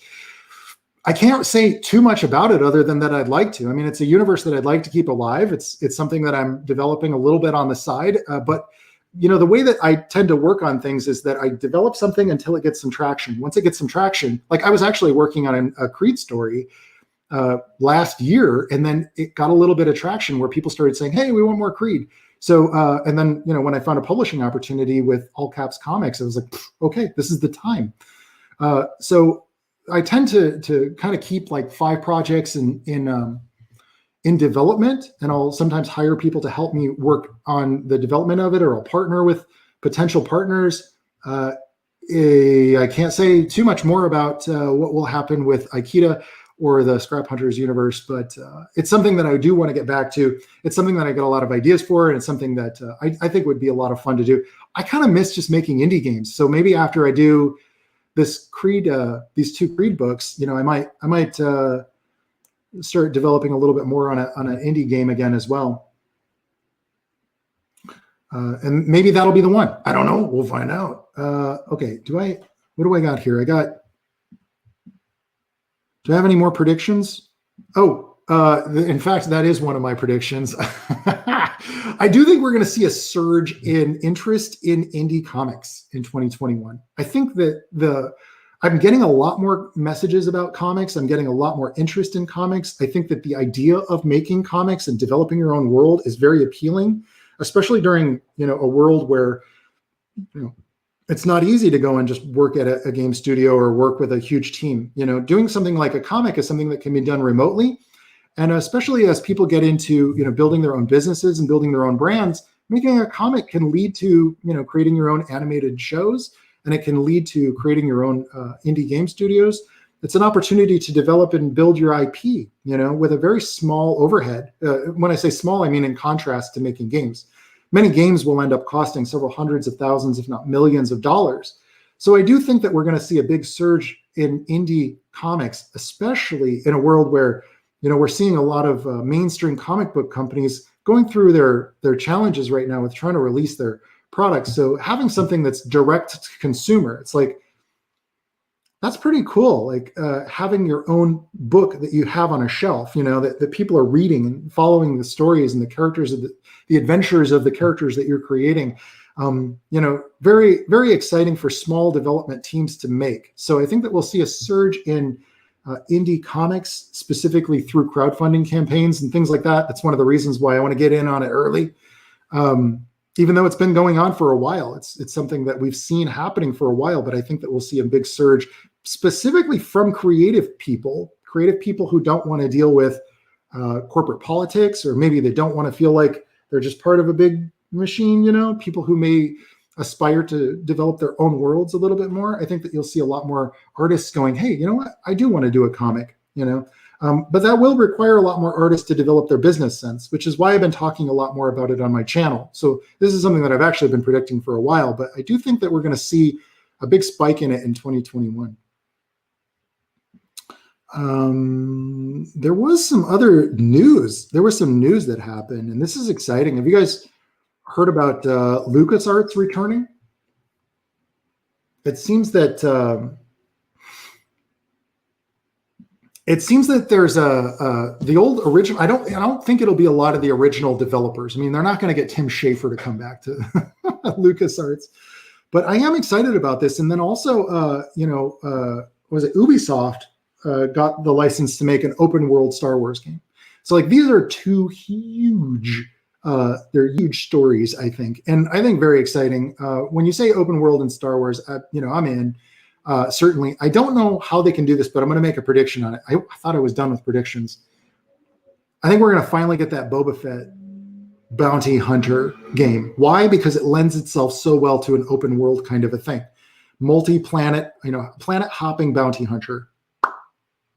Pretty cool. I think maybe even, we could go the route where you're like a smuggler. We could go the route where you take on a few different jobs, Vili Evans says, have you played Jedi Fallen Order? I have. And I do think that it's not really open world, but yeah, certainly like there were some issues with Fallen Order. First of all, it was one of the best Star Wars games. I do think that it's a great story. Good characters, not super memorable, but good enough. I didn't like there was some glitchiness with the ice slides, and also not very super replayable. Not a lot of reasons to go back. One of the reasons why I love open world games is that they are all about replayability. They're all about going back and like playing around in the physics. Like, dude, if I could just like cruise around on a speeder bike through some desert Mos Eisley type of a place, and like get into some trouble and then get chased down by Imperials.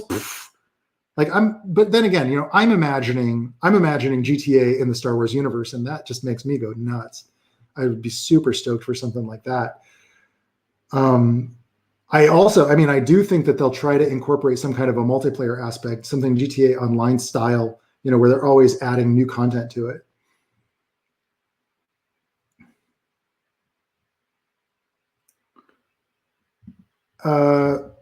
AI Kona says, style-wise, what do you think will be like the mainstream art style to go with in the video game industry? This kind of goes back to that previous comment that I had stated where I was talking about predictions at the very beginning. If you got a chance, go back and just listen to the first 5 minutes of this video about that, because I do think we're going to see, specifically, I do think that you'll see like more realistic styles happening for indie games. And I think smaller development teams, the reason being that it's so cheap for them to develop, but you get a lot of bang for your buck. Using stylized filters, using stylized post-processing effects, you can create a unique identity for your more photorealistic assets, but you can buy a lot of photorealistic assets. So for instance, like a team, some people are going to think this is nuts, but if you made a photorealistic open world game, you could probably do that with like 10 people using store-bought assets. Now, how rich is that world going to be? Probably not a lot, because you got to have interconnected AI systems that are, and world navigation systems and complex AI that's going to keep track of where everybody is in this large open world. But, it's still a lot cheaper than having a team of, 10 of those artists just making art assets. It would take an artist, like a month to build like one house full of stuff. But if it's photorealistic, you're talking about buying assets. You can buy a table, you can buy a refrigerator model, you can buy buildings, and you can buy photorealistic, especially as we're getting into this realm of like 3D capture type of stuff. So I think that we're going to see a lot more photorealistic type of stuff. That's not what I want. Don't get me wrong. And I really don't, sometimes like when you're following the trends of these things, it can be worrying, and it can also be, stressful. And I certainly don't want to worry or stress anybody out, because I just see that every time there's a new console generation cycle, they always go photorealistic at the beginning. And then by the end of that cycle, we get like a nice slew of very stylized games. These days, I see a lot more of the stylized type of content happening in the indie game scene.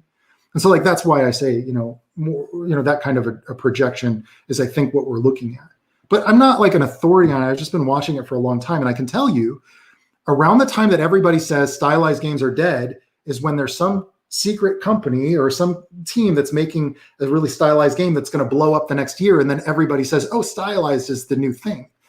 But stylized games are expensive. They're more expensive to make. And so like, that's why we see a lot more photorealistic games. And that's why I think it's unnecessary for Ubisoft to have like 900 people working on an Assassin's Creed game, because they can actually like have a lot of those assets either 3D scanned or have them,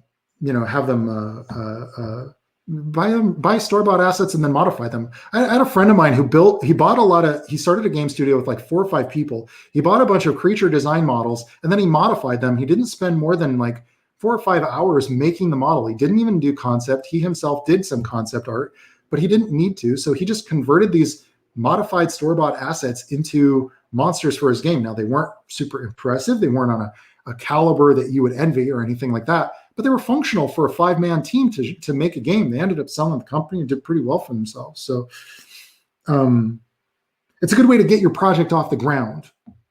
And when we look at most of these studios, it's like GTA 3 wasn't really like amazing back in the day, but they got their studio really off the ground. That was when they really started to blow up, And they were smart about their assets when they made that. It's just as an example. And I'm just a guy, by the way. I'm just a guy who sees the future. That's all I am. I'm just a guy who dreams the future and then it happens. So what do I know? Sometimes it doesn't happen, and that feels like a glitch in the matrix. But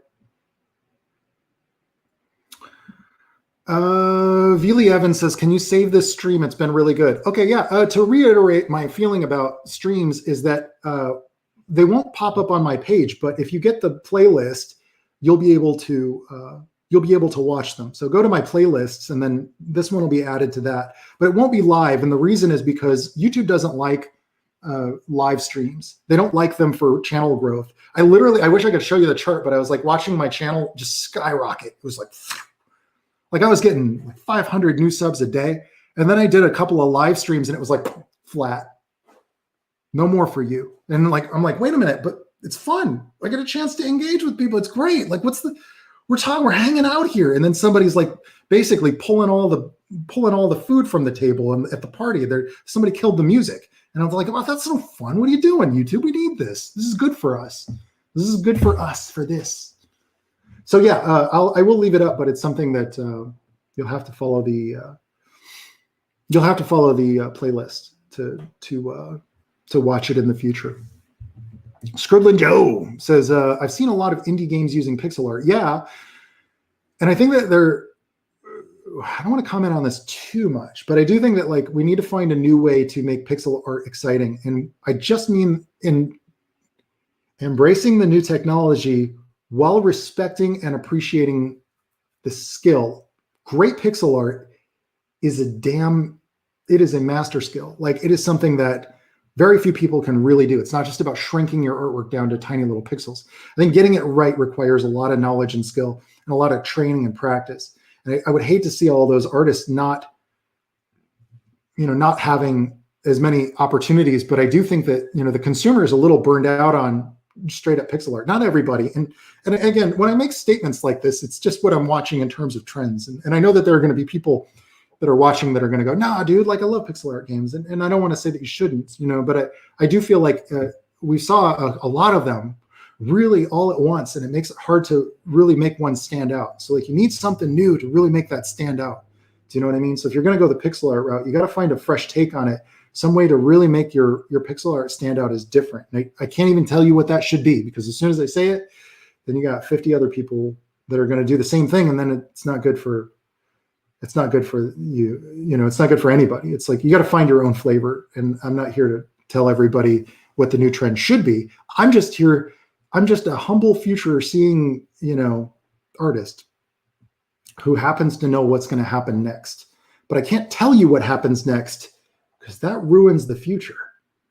We don't want to ruin. We're not here to step on the future. We're here to predict it. We're here to talk about it.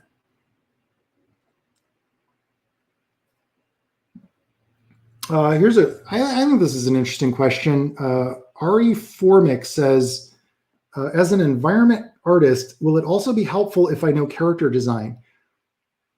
This depends on what your goals are. Like at big studios, no. Like if you get hired as an environment modeler, you're probably just going to be doing environment models. If you're at an indie studio, they're going to expect you to be able to model everything. So it's really a question of what it is that you want to, it really is going to depend on what it is that you want to, accomplish. What are your goals?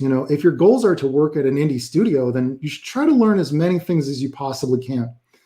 If your goal is to work at a big AAA game studio, then really focus on honing your craft on one category. And what I mean by that is like, at least have that as a standout. It's not a bad thing to learn a little bit of everything, at least to understand it so that you can appreciate it, so that you can talk with the environment or the character modelers and the character artists. But you're going to want to really excel at least that one thing, because you might get stuck doing that. And I don't like that about big AAA game development, but it is something that kind of tends to happen. People tend to get a little bit pigeonholed in that way. What else we got here? Checking with the chat. Was there a jump cut? I don't think so. No, I just see, I'm none of these things. I'm just a guy, I'm just an artist who sees the future, man. I knew, I don't even want to tell you all of my previous predictions, because I feel like it's just too cocky. But I've predicted a lot of where we're at now in the game industry. I don't want to go on too far about it, but mostly I just predict my own future. I saw myself on YouTube as, at my current age wearing this shirt. I bought this shirt 10 years ago because I saw it on a live stream 10 years ago in a dream. I woke up. It was surprising to me too. For all I know, I'm still there, still dreaming. I don't know. What's with the people saying there's a jump cut? I'll have to rewatch it to find out. I don't know what you guys are talking about. No jump cuts. Are click and point games dead? No, I don't think so. Not for some people. For some people, they're alive and well. And I think that there's actually a lot of opportunity for indie game developers to make a great narrative and build a nice world with a point and click kind of a game. For a while, I was developing a point and click kind of a game, but then I realized it's not the kind of game that I play. So I wasn't having fun playing the very game that I was making. And if you're making something and it's not fun to you, you shouldn't be making that. That's my personal take on it. But I do think that just as soon as somebody says that point and click games are dead, somebody else is going to come out with a new kind of a way to do point and click games that everybody's going to go nuts for, because it's an untapped market. It's an underserved market. As a game developer, as an indie game developer, and as an artist, I think I'm always looking for underserved markets. I'm always looking around at like, what are people not getting enough of? Like, what are the trends that are happening that the either other publishers are not doing, or what are things that other artists are not doing? And I'm always trying to find that. And then I'm asking myself if I can deliver it. You can't always deliver the thing that the market needs. Like Hey, if I had my way, I'd just be making big open world games. But you know, that I don't have an extra $100 million laying around. I'm still saving up for that. It's not from a dark dimension. It's from a dimension of light, a dimension of hope. I mean, we're talking about Final Fantasy VII Remake Part 2. That doesn't come from a dark dimension, baby. No way. That's glistening. That's.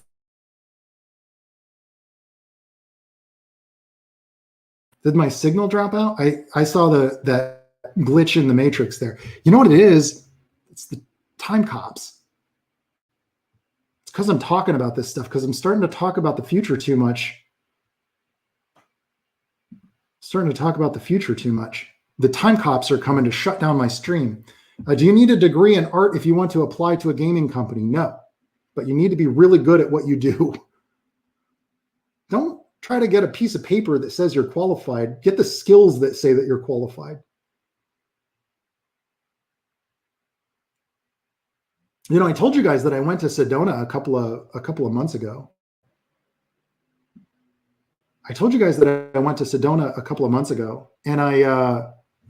And what's wrong with the dark dimension? That's the thing. It's exactly what I'm saying.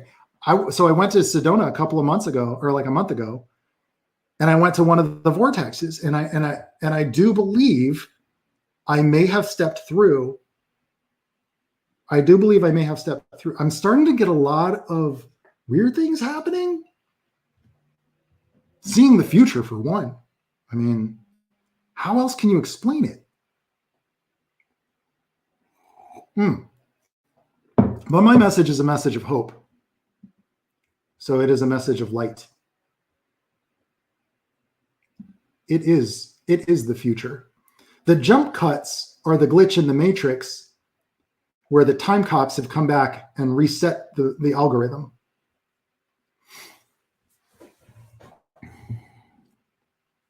There are a few things that I would like to show you guys. Let's see what I can show. I've been working on some stuff. Well, first of all, there's this. This is the... Why? Wait, what's behind me? First of all, there's this. We've got the Creed Reimaginary. This is going to be two. Let me move some stuff out of the way because this is in the way. These are my notes. There's going to be some stuff. There's going to be this is an Indiegogo. This is a crowdfunding thing. Basically, you can back it, and then the book is going to come out like a few months later. You get it shipped directly to you. These are going to be 2 books, each one 50 pages, 50 plus pages. This is a 100-page story for Creed Reimaginary, kicking it off. This is a new Creed series. Creed, if you don't know, was the indie comic that started my career when I was 16 years old.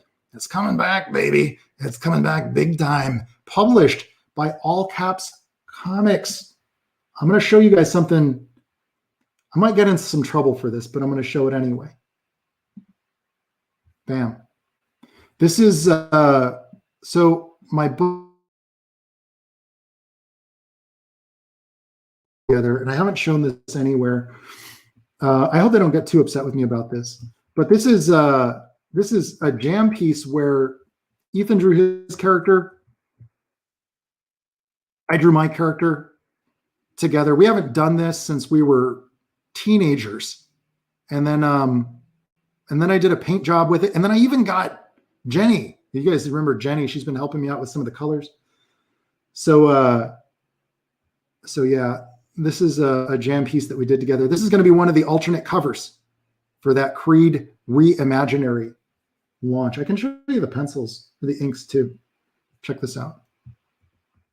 This is what it looked like. You can see the line art before I added all the color to it. We had to do this remotely, but pretty cool stuff. Oh, there's a little hiccup here, but that gets filled in. It's the ice cropping over the front of his foot.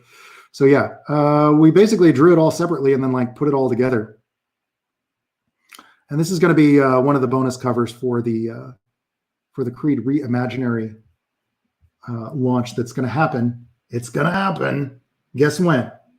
February 14th, Valentine's Day, baby. Day of love. So yeah, I'm really excited to launch this, primarily because I mean it's getting back to drawing comics again, which I'm having a great time doing. I'm having a lot of fun. You guys have been watching some of my videos recently, so you can probably tell. Having a great time, adding a lot more detail, taking everything that I've learned from working in video games and applying that to making some really cool, like just environment, locations, and nice, colorful, bright colors throughout the whole book. This isn't a black and white book like the Twilight Monk series that I was doing. This is a nice, both of these books are going to be fully painted from start to finish. And I'm going to be getting a little bit of help from the Aquatic Moon team. Not too much. I'm going to really try to keep it put as much of my own, blood, sweat, and tears into it as possible. I have a lot of pride for this book. It's a story that I started on years ago, and it's finally getting a really nice, polished, standard comic size format treatment, and it's going to fit really nicely in your comic book long boxes. Again, 50 plus page books. This is like a new standard, and if we can meet some of our crowdfunding goals, we're going to see what we can do about some maybe foil covers or something like that. We're going to get a lot of extra bonus stuff as well, but I'm super stoked about that. I've got a question here. Ali Asafi says, how many words should a graphic novel be? There's no limit on that. I mean, if you're doing a graphic novel, it can be as many as you want. I mean, in the third Creed book, I'm probably going to have some pages that are almost written in prose for half of the page, So I personally, it's a matter of personal taste. I mean, but you got to remember that most people are picking up a comic to read cool action scenes. They want to see awesome art. They want to see cool 2-page spreads. They want to see dudes getting punched in the face. They want to see it in the artwork, not in the words. But I know that if you have a book that's full of a lot of headshots with a lot of talking, it doesn't sell as well as something that's got a lot more action in it. Yeah, I know. I'm noticing some small internet issues as well. I apologize for that. It's not my fault. It's probably my cable company. Yes, Readmore says some manga artists have art teams. Yes, that's my plan. Like if this book does really well, this isn't like a one-time deal. I would really like to reach a point where we've got nice, fat 50-page books coming out every 3 to 6 months. That would be my personal dream. Bring on the Aquatic Moon team, not just Creed, but, we were talking earlier about, Aikida. We were talking a little bit about Twilight Monk.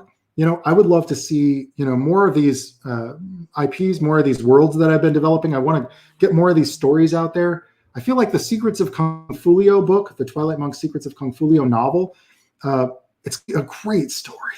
It's like, it's such an important story for our time too. It's about this character who has to go through this journey to really face some of the hardest challenges he's ever faced in his life, while being ostracized, and like having to face off against these forces that are seemingly, evil, but there's some reasons behind these villains. Like we got to understand both sides of this, and how is he going to bring everybody together in this divided island that he's living on? And like I would love to see that story.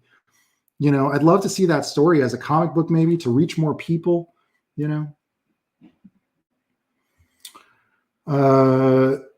Dang, Trent doing a bit more of this Cerebus style with this prose and a high quality illustration and a few.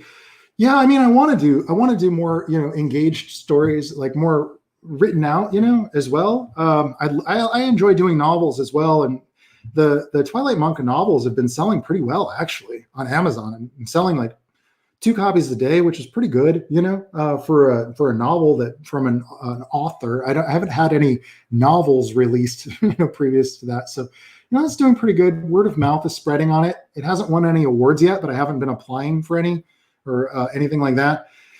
But with comics, I feel like partnering with All Caps Comics is really going to, one of the things that, EVS, the publisher, is really good at reaching comic book fans and getting the word out about new comics. And I would say that a lot of people that tune into his channel are very interested in supporting indie comics. And, also, it's a great opportunity for me to hang out with more other comic book pros. And I might even have a few guests, that I've been talking to about coming on to this channel and, talking comics with other pros, and that's been really nice to have that sense of community and to sort of be welcomed back into doing comic books again. I'm not ready to give up entirely on video games. I still want to develop. I'm going to continue to run, Aquatic Moon. We're going to continue to work on some of the world's biggest games on contract. I'm going to continue to hire artists to do that because it's a lot of fun. I get to hang out with a lot of friends in the game industry. But I also really miss owning my own IPs and telling my own stories and doing comics. If there's a way to make that profitable to do it, I definitely want to do it,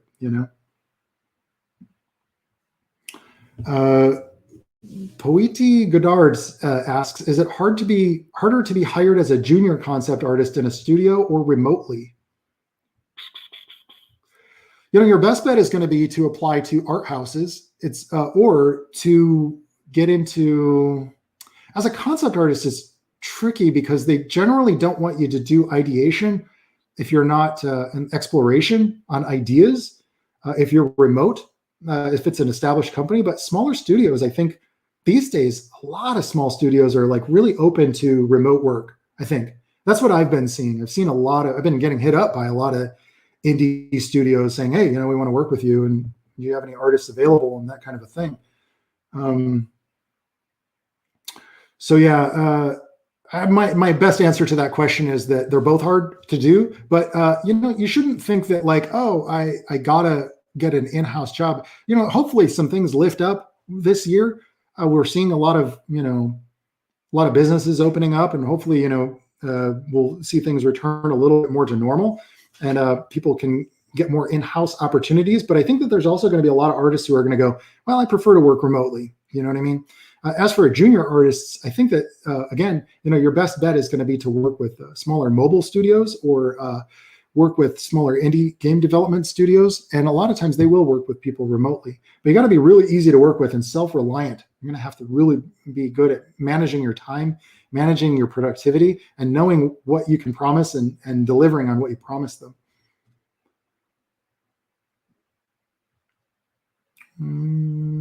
We got more questions here. Let's do it.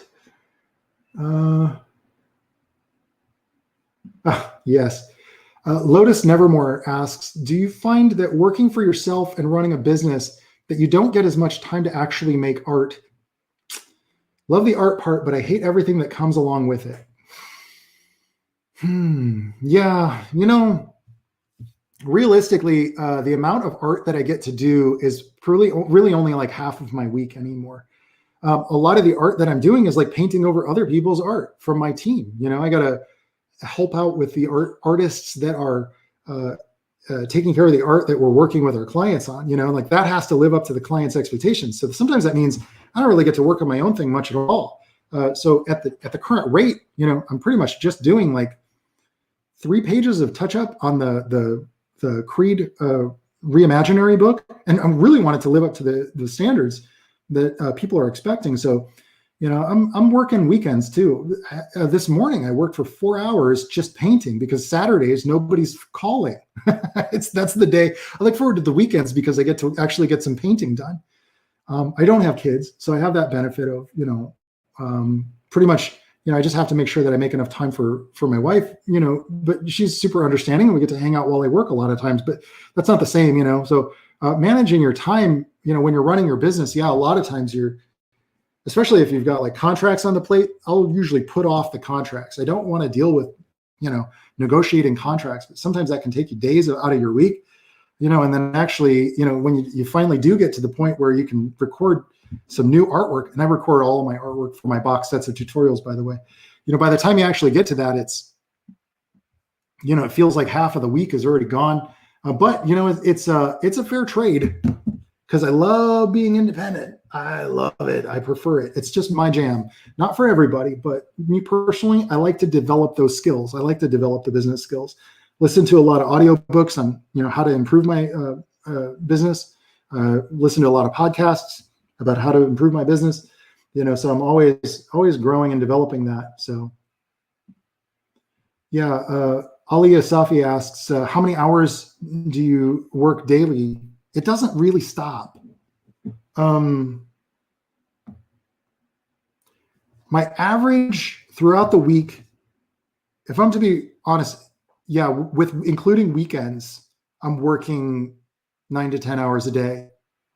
But that doesn't include the time that I'm in the shower and I'm like cooking up the next story for the next book I want to do. And it doesn't include like, the time when I'm sitting and eating dinner and I'm like, oh, I gotta email so-and-so back to give them the feedback on that next task that they're doing. So it just doesn't really stop when it's something that you love, when it's something that you're building your own business, you're building your own brand, you're building your own thing. It doesn't really ever shut off. And that's something that a lot of people may not want to hear, but your passion kind of ends up becoming, your entire existence. It's been nice to make, a little bit of time in the evenings to play games, and because I feel like that's your wind down time. So that's my wind down time anyway. So I get to play a little bit of games. I'll play some games with a buddy, online, something like that. But for the most part, when I'm not doing that, it's mostly work, unless, I do try to take time out to do vacations. I just found out that some airlines will let you fly, so I got a certain island that I want to go out and visit very soon. And I'm not going to be doing much work. When I'm on vacation, I only work 4 hours a day.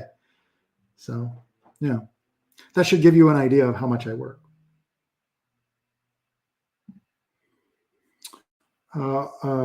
Ari asks, can you make mistakes as a junior or a new hire, or will you get fired immediately? It depends on how you make the mistakes, and it depends on who the employer is. I mean, I can't speak for every boss. Some bosses are going to be like, no mistakes. We need to get rid of that guy. He's wasting our time and energy. And if you keep messing up and you're not getting it, well, you're going to know that they're getting frustrated with you before you get let go most of the time. I'm pretty patient with people myself. I give them a chance, and then I let them know that they're in danger of being replaced. And it's not personal. It has to do with what the client expects. If I keep turning in artwork that's missing deadlines and it's not up to the quality standards of our clients, we lose the job. And not just that, their reputation's on the line. So like, I have very little patience for it. If I have to keep going in and fixing it all the time, then it becomes a real problem. And then I become very clear, with the artists that I'm working with, we got to step this up, or we're going to lose this gig, or I just have to find a different artist to help me with this. It just has to get done. It doesn't matter how we feel about it. It's hard to, sometimes handle, because like I recognize artists are people, like everybody is a person. I'm an artist too. And there's certain ways I wouldn't want to be talked to. And so like, I don't talk to people the way that some of my managers have talked to me in the past, but you kind of always have to assume you really don't want to mess up if you can help it. Really, really strive for your best out of yourself. Ask a lot of yourself early on, and you'll develop those skills so that you won't mess up as much. And then also learn when you need to ask for help, or when you need to learn. You need to learn for yourself, like, oh, I usually struggle with this type of thing. So I'm going to need to let my client know, hey, I struggle with that sort of a thing. So please help me with as much as you can to set me up for success, please. That kind of a thing. If you got a good manager, you will be able to have that kind of open dialogue with them. But I can't speak for other managers. Some managers are just going to be like, no, we don't have time for coaching somebody along. There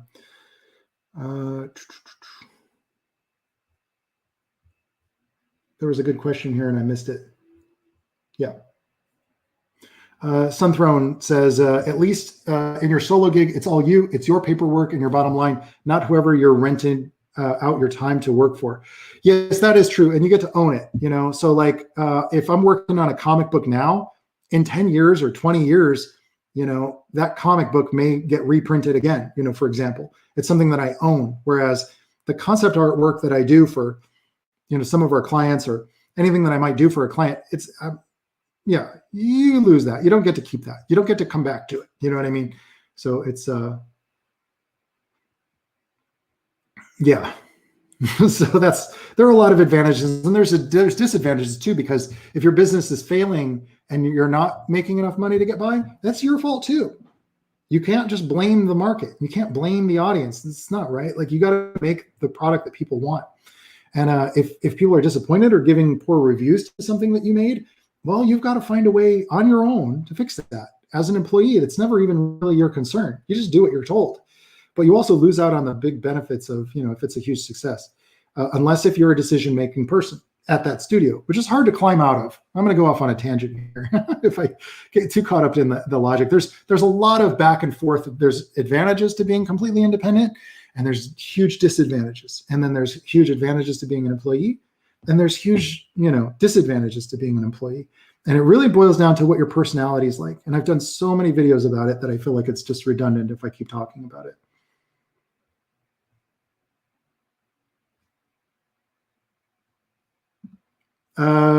Enrique Cifuentes says, how do you manage your time if an accident just happens, like a broke computer, or if any of your employees does not meet the deadline? Enrique, this is the thing I was talking about. My backup plans have backup plans, brother. If my computer breaks, I've got a second computer with Photoshop installed, with all of the software installed.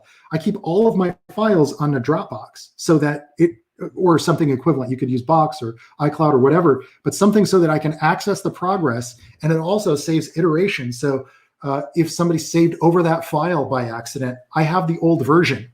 We do not flub deadlines. If an doesn't make it, it doesn't make the deadline, I've got another artist that can do the job that will make the deadline.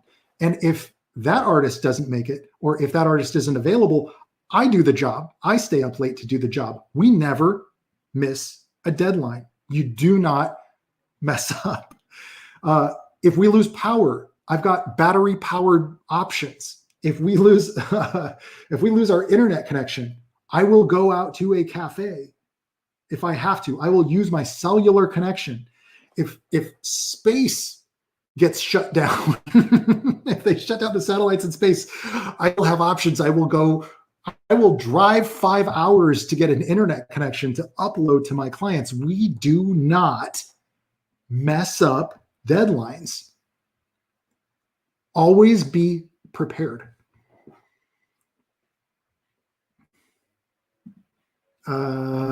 Blooming sounds. Oh, by the way, if that sounds too harsh, it's like, sorry, it's why we don't lose jobs too. Like, we're doing all right. We keep our clients happy. They're priority one. We don't complain to them. Most of the time, they won't even know when something went wrong. They just get the artwork.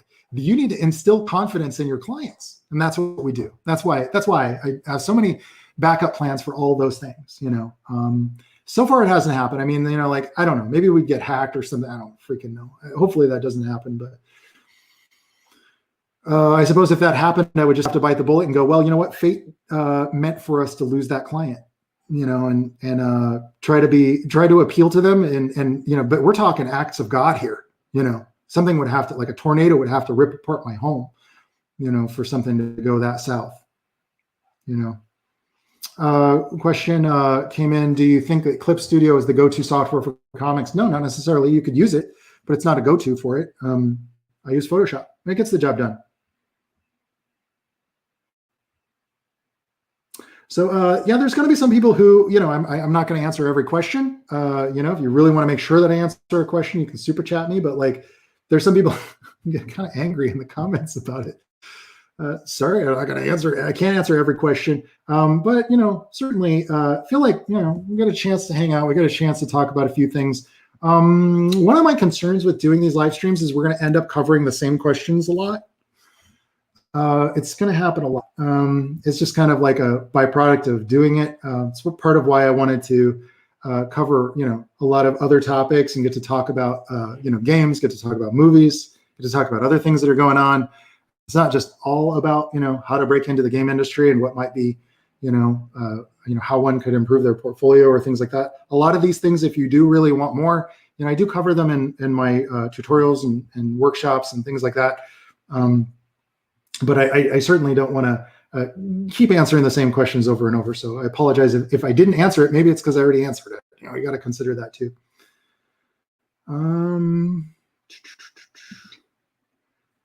Billy Evans says, how do you stay so chill? Well, you think I might chill.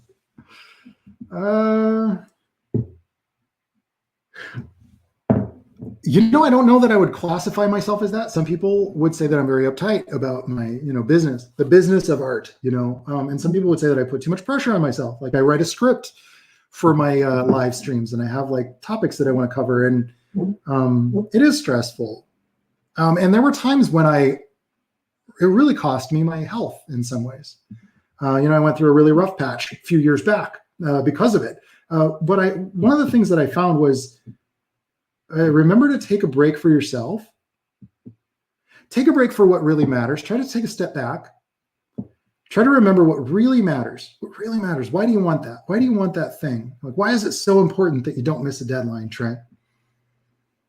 Like taking that step back and also remembering that the people you're working with are human and they may have flaws too. And it's good to just keep that open communication with everybody. Remember that everybody around you is really trying. We're after the same goals, and also try to remember that you need to also forgive yourself when you make some mistakes too. I make a lot of mistakes on my live streams sometimes. This is a pretty big room, but you know what? I'm going to find a way to put my foot in my mouth at some point or another, and I already have a few times. I think that it's important to make time for the things that really matter, and I don't know that I'm as chill as I want to be. Believe me, I'm trying to chill out a lot more. One of my goals this year, especially with everything going on, is like I'm trying to just chill out, trying to just stay chill, trying to reconnect with old friends a lot more, trying to focus on the positive in every situation, even when things don't work out. Well, maybe it was just meant to go that way so that another opportunity opens up. Try to find the positive in any situation, and it makes it a little easier to handle. Trent, would you say that you have struggled with perfectionism? No, I don't have to worry about that. My stuff is perfect. No. I don't when it comes to art. Because I also, this is going to be one of those things, you might be surprised to find that I don't really think of myself as an artist. Art is just another element that I use to tell stories. It's something that I use to, I suppose you'd say, to build an IP, to connect with people. Art is just a way that I connect with people. So it's a language, and so I don't have to be perfect. I just have to be genuine. And I just have to be as honest as I can with the paper. I have to be honest as I can with the artwork that I'm trying to create. And also, I found that it really helps if you bring in other people to work with. For example, I've been working a little bit more with Jenny from the Aquatic Moon Discord, Jenny Brozick. Tremendous coloring skills, tremendous approach to adding details. And it's really opening my eyes to realize, wow, I could do a lot of these things a little bit better too. And I also recognize that nothing is perfect. You guys remember Fight Club? Even the Mona Lisa's fallen apart, man. I kind of embrace that while at the same time still pushing myself to try to grow. But grow in the way that I want, not what other people tell me I should want. The big trap, I think, is that I was most stressed out when I let others convince me that I should be a perfectionist towards their goals. That messed me up. It's fine if I'm a perfectionist towards my own goals. Like I want to write a better book. I want to make a better comic. I want to do better videos. I want to do better live streams, but not by somebody else's standards. And somebody else might be watching this and even go, oh, your production quality's low. Look at the cameras wobbling. And like, sorry, sorry, dudes. I just made somebody dizzy. But it is wobbling every time I hit the table, right? Like I need to get a better camera. Like there's little things, yeah. Like I want to always kind of upgrade and improve, but like I'm not putting so much pressure on myself that I stop myself from doing it. I'm still going to strap on my snowboard and I'm still going to fling myself down the mountain. And by the second day, I'll have a clean run when I won't fall on my butt. That's my philosophy to life. How do you know when to take a break before you reach the burnout? I don't. I burn out and then I take a break. But if I have a job to do, I power through it. Part of being a professional is learning to get the job done even when you have no juice to do so. Sorry, I know there's going to be people who are going to go, no, I can already feel it. I can already feel the pushback for that. But your team relies on you. live up to if you live up to what people expect of you, and you're able to fulfill what you promised them, then you can, you'll get better opportunities for that. You get more opportunities, you get more benefits for doing that than quitting, or than bailing. So, but it is something, it's a skill that you develop. The good news is that. The good news is that the more you push through your burnouts, the better you get at handling it. So even when you're burned out, you can still go, I can still make progress on that other thing. And it also helps if you work with other people that you can kind of like rely on. When I was on the Diablo team, if I was burned out, I would go around and I would kind of ask people, do you have any ideas for this thing? And they felt great about it because it was including them. It was an opportunity for them to include a little bit more of their own ideas into the concept art phase. And it also made it easier for me because I got to collaborate and work together with them. One of my managers asked me, well, how do you get your own ideas in then? And I was like, I don't need to. I need my team to feel like we're all working together on this. And also, you shouldn't have so much pressure on yourself that you're doing it all yourself. Looks like we have a super chat here from Pre-Med Loner. Do you have any advice for people who want to be a medical or science illustrator? Wow, that's oddly very specific. Pre-Med Loner. First of all, thank you for the super chat. I do appreciate it. I didn't go in that direction, but I would say that, do you have a model? Like, try to find a model for who else is doing that. Is there somebody else who did that? Like, I know that BioWare literally started out as they made medical machines, and then they got into the game industry, which is an odd sort of a transition. But I'm sure that there are a lot of illustrators out there who do that, and it might be good to reach out to them. I don't know how luxurious of a role as an artist that is, and they may be flooded with questions, but I'm sure that it's probably probably more profitable than doing concept art for games. No, I don't know, maybe. But anyway, the best thing that I would say is to try to find a model, find a target, and then find out what that path looks like, and then try to emulate that path, as well as, obviously looking at your books, like find an example of what it is that you're trying to achieve. I knew one artist who, he was into it. He was into anatomy so much, he would go and like dissect corpses. Pretty gruesome stuff. I couldn't do that. But if you're going the direction of a medical illustrator, you may want to consider that. Also, when it comes to, like, you're saying medical science, I don't know, does that include like machinery? Does that include like the machines that they're building a lot of robotic arms for medical services now? Is that what you're talking about? Or are you talking about actually like we're drawing like nervous systems and stuff? I'm not sure exactly how far that goes. I've never heard of that type of a role, but that would be my advice with it, is to like try to find medical journals, try to find examples, and you want to emulate that and try to reach for that. But I don't know how necessary that is. If it's just anatomy, there might not be as much need for that as the machinery itself. If anybody has any insight into that, please drop it in the chat. PVT says, hey, Trent, have you considered expanding Aquatic Moon into an indie game studio in the future? We already did. We did an indie game. Hang on, I got a hot rod outside. We did an indie game last year. You can play it now. It's called Aikida, the Scrap Hunter. It's free on Steam. And we are always developing prototypes, and I'm just waiting for something to catch. I work with different indie developers. If you're an indie developer who would want to work together, reach out to me. Like, we are always working on indie stuff. It's just a matter of, finding something that's working. I'm going to tell this story. It's heartbreaking though. You guys want to hear a heartbreaking story? I'll keep it short. So before the Switch came out, I had pitched the Twilight Monk game to about 27 different studios. I was working with an agency. We put together just a banger of a pitch. This thing was awesome. Had a video, had a prototype, playable prototype.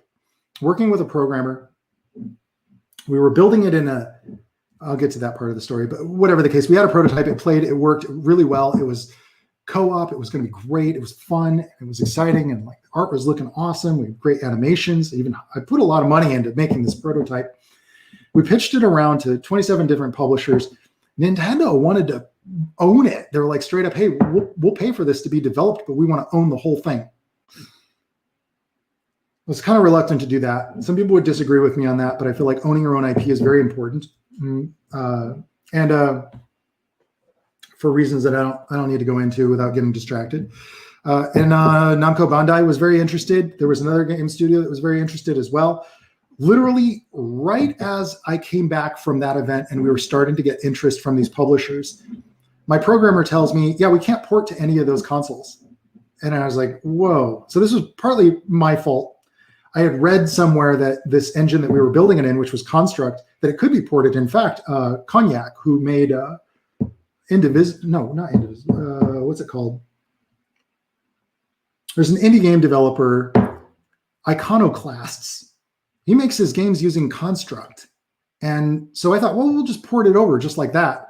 But the problem was that my programmer was so frustrated with the engine that he had chose to program in that he quit.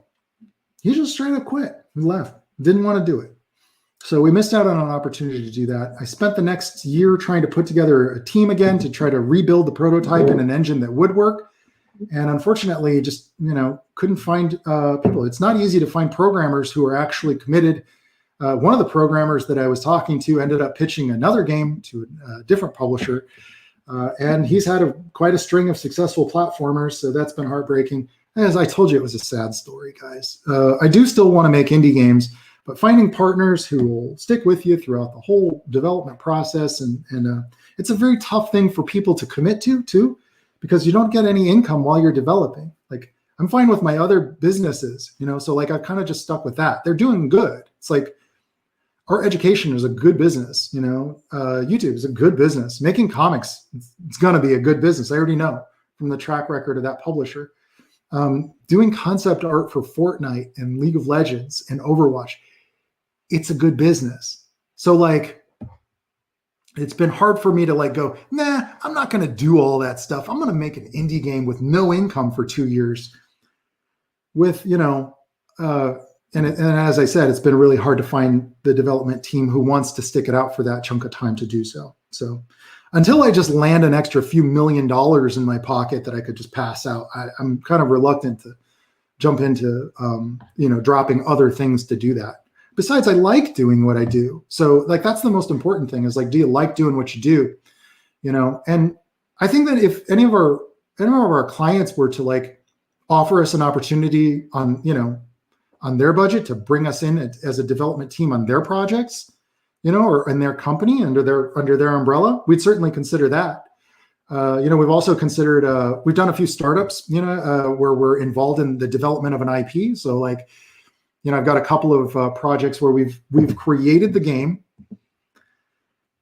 and now it's in the publisher's hands, and they're shopping it around. So there's the opportunity to do stuff like that too.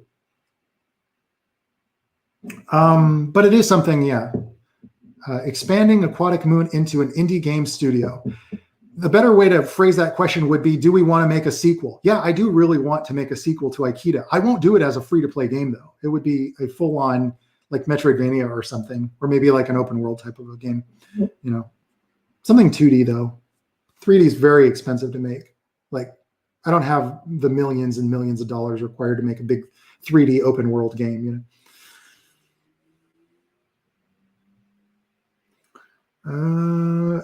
So, this is a comment from Cody Carlton. Also want to make your own game or his own game, but chose art for a reason. Not good at programming. I had to learn to program, to make Aikida. I had to learn it, and it wasn't that hard, to do.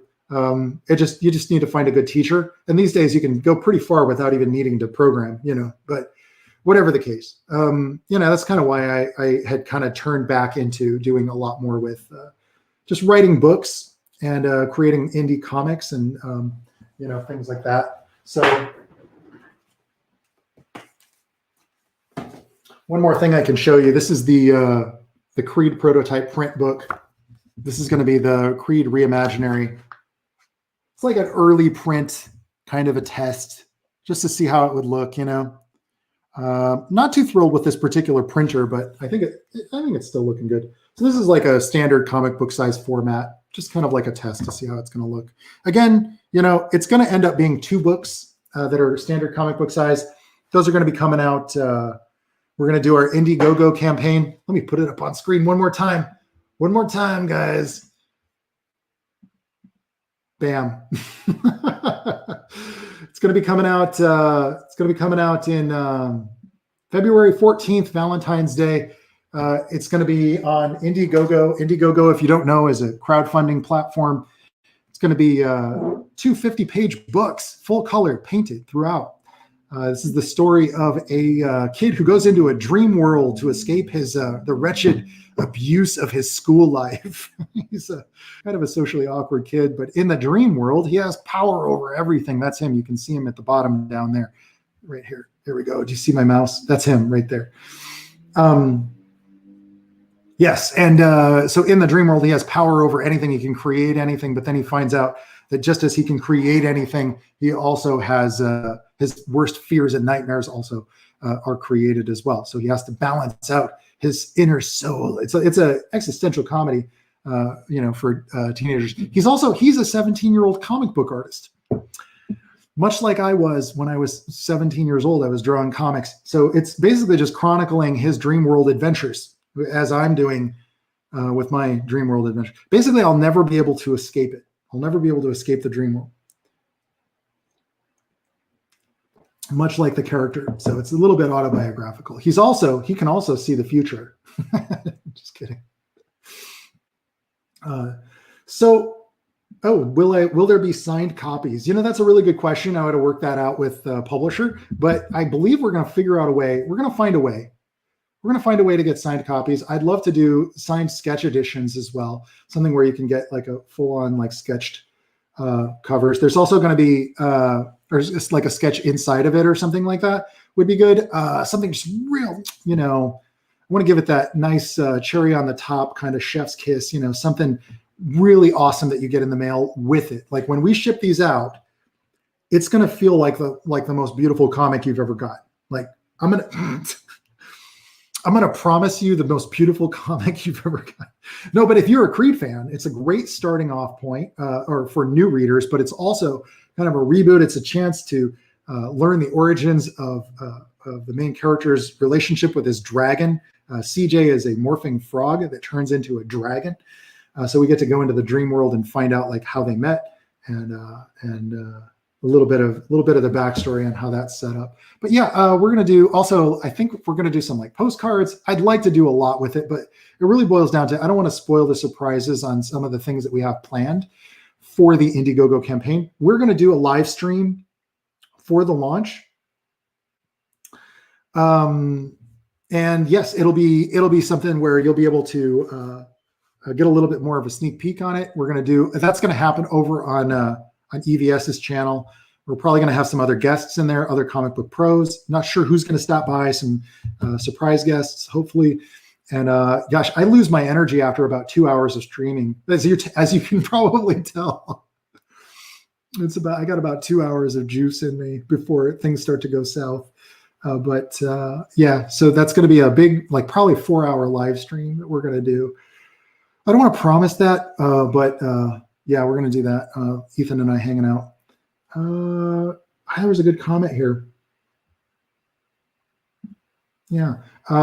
Vili Evans says you should make a video reminding people that Aikida is available to play. Yeah, I wanted to do like maybe next week we'll do a streaming. We'll actually play through Aikida on a stream. I'd like to do it live, you know, or something like that, so we can give some commentary on it. And you can see how frustrated I get playing my own games. It's like a Super Meat Boy kind of a game.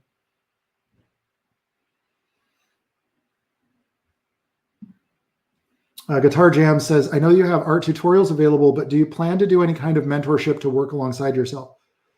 No, it's too much time. So for a while I was doing these things where you could, like, it was basically you get like an hour-long paint over session where I just give you like a personalized paint over of your work and tell you exactly the things to work on.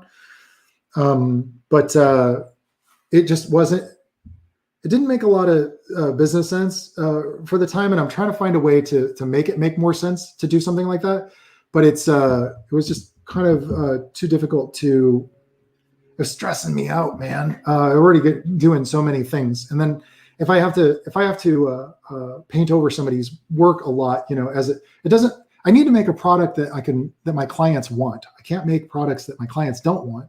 And I know that it would be very helpful for somebody to work alongside me as an art assistant, but that doesn't benefit me and it doesn't benefit my clients. It only benefits the artist. And I don't know if they're going to stick with it. There's a certain level of commitment that's required. And that doesn't mean like, hey, prove to me that you're committed. It just means that like, I can't do that on an individual level because I would much rather help a larger group of people. So what I do is I try to find the things that people in the Aquatic Moon Discord channel, a lot of the challenges that they face, and I make my YouTube content and my tutorial content around the challenges that the group is facing. So if you want to get some feedback on the things that you're challenged with, a great place to go is to sign up for those concept art challenges every month that we do over on the Aquatic Moon Discord. Sign up for those challenges. And, you know, there might be somebody in that group that's already got that thing figured out and they can help you with your challenges. And then also, you know, maybe it'll end up being a topic of discussion that pops into one of my future tutorials. But the one-on-one thing I don't do. I did it for a little while and it just didn't work. Cheeto Lero says, how many people worked on Creed? Well, I mean, at different times, like, you know, I worked with different inkers and I worked with different colorists. So I always wrote the stories, except for one time. I worked with Christina Z on a story for Image, but I ended up having to rewrite a lot of it because it wasn't in line with my vision for where I wanted the story to go. And then I've worked with inkers. I worked with Jeff Lauder. I worked with Cabin Boy. I worked with Matt Martin. I worked with several different inkers. I worked with a letterer before, but like, and I worked with various different colorists from Aaron Ricks to Gene Jimenez and Jamie Hood.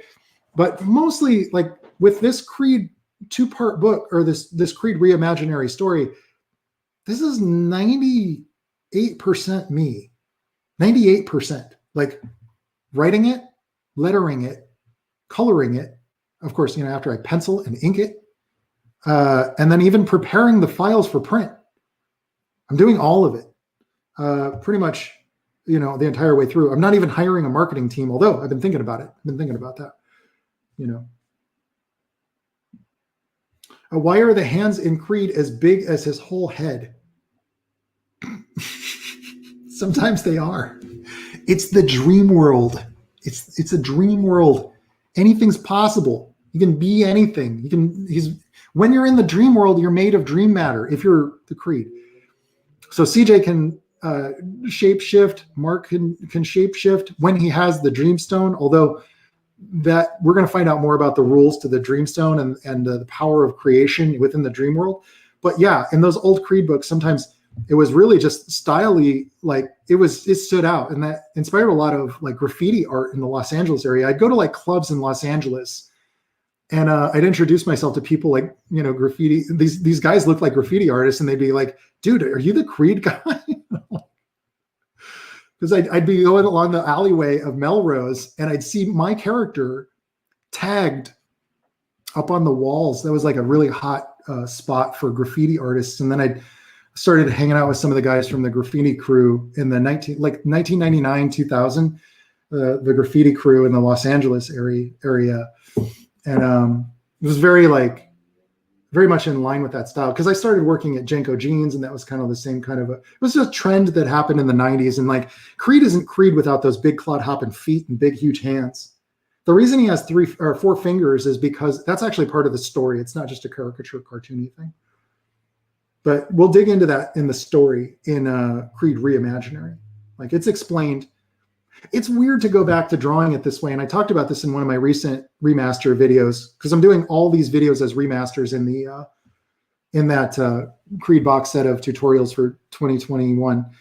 And I was talking about that, and it's like, it's weird to think like, well, I have to draw Creed the way that he used to look, but simultaneously, like, I'm kind of unlearning everything that I learned, and I don't want to do that. So I'm trying to find that middle ground between, like, his eyes were always really big and square, and then like his hands were always really way out of proportion. And like now I have a better understanding of anatomy, and I have a better understanding of like how to draw hair that way and how to draw eyes, and how to render like curvature in a character's face, and, handle lighting and things like that. And so like, it's been, like you can see it here, in some of these shots. It's like, it's been hard to get that a little bit more accurate to, how basically just punch it up a notch without making the character look like a totally different character. And so, but, Creed was always about distorting, and having like the panels are distorted and like they're ink splatters, because the character's a comic book artist. He's going to have ink splatters as he's documenting his comic book or his Creed Dream World adventures. So like that kind of explains it as best I can.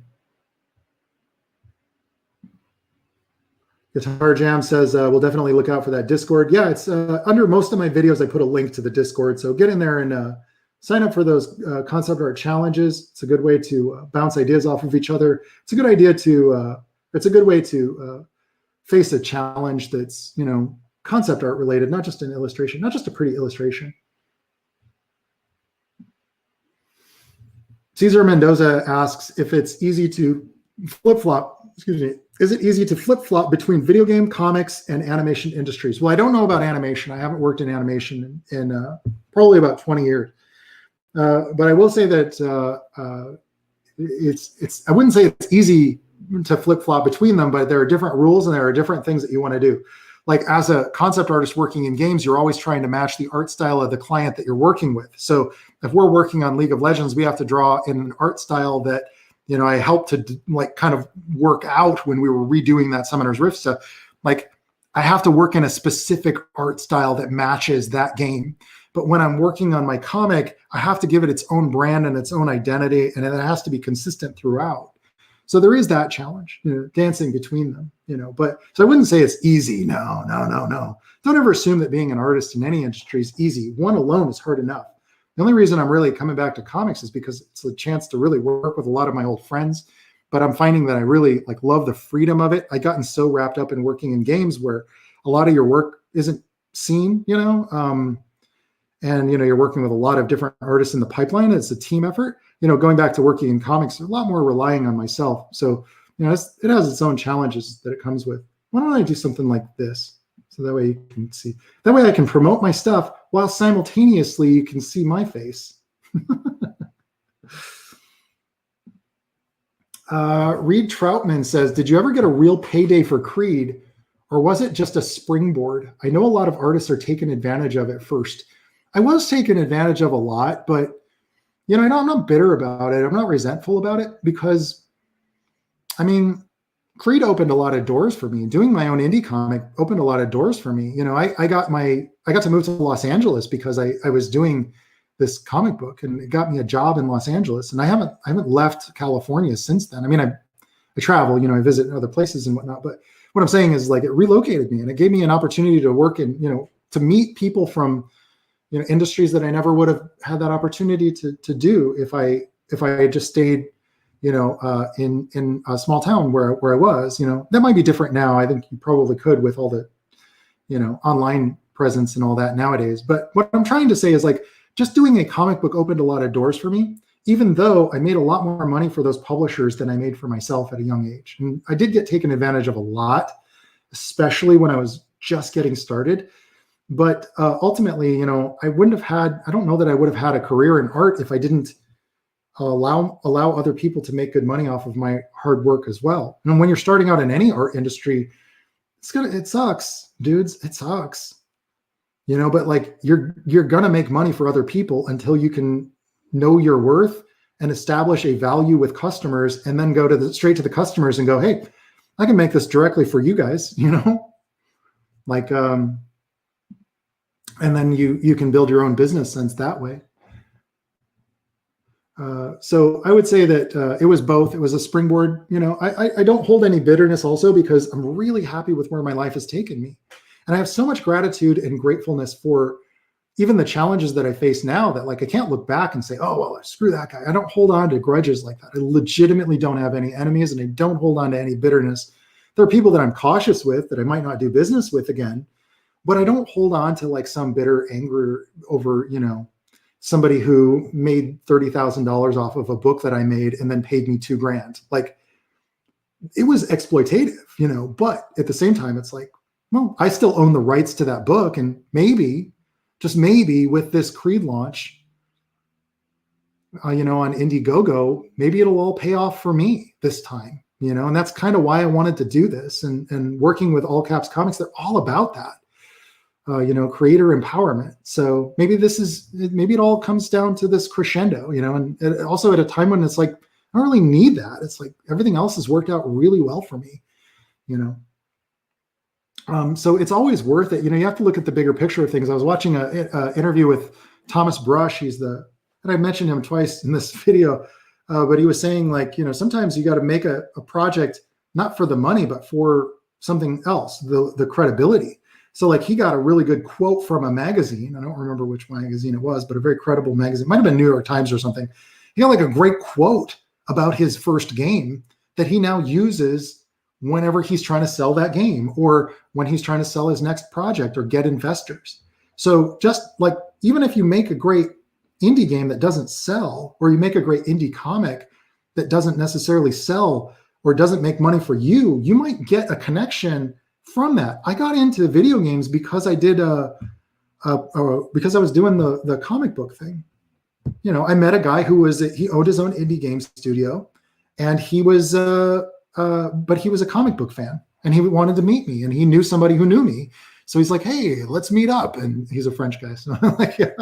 I don't want to do the accent, but great guy, Patrick Charpenay. I love that guy.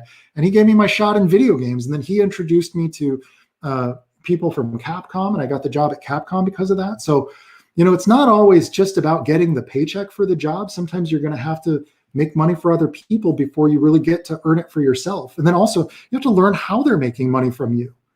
There are some ways that artists in the comic book industry were, I would say, exploited, but just, people made a lot of money off of them from signed editions. And now a lot of these artists are figuring out, oh, I can offer my own signed editions. But they needed to see somebody else do that.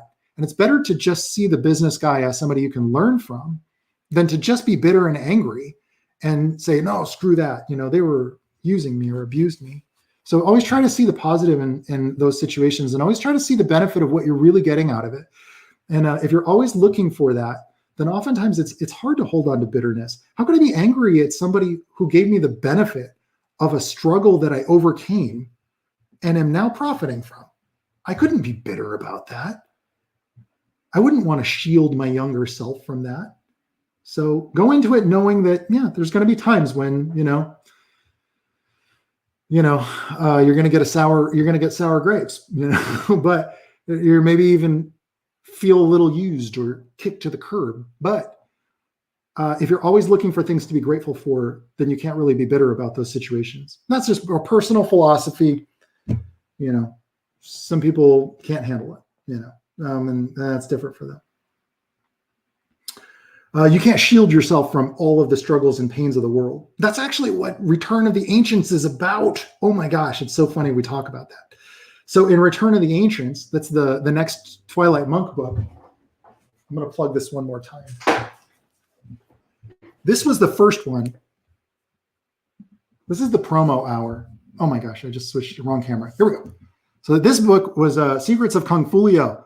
We present the big problem for the character. We present a possible solution.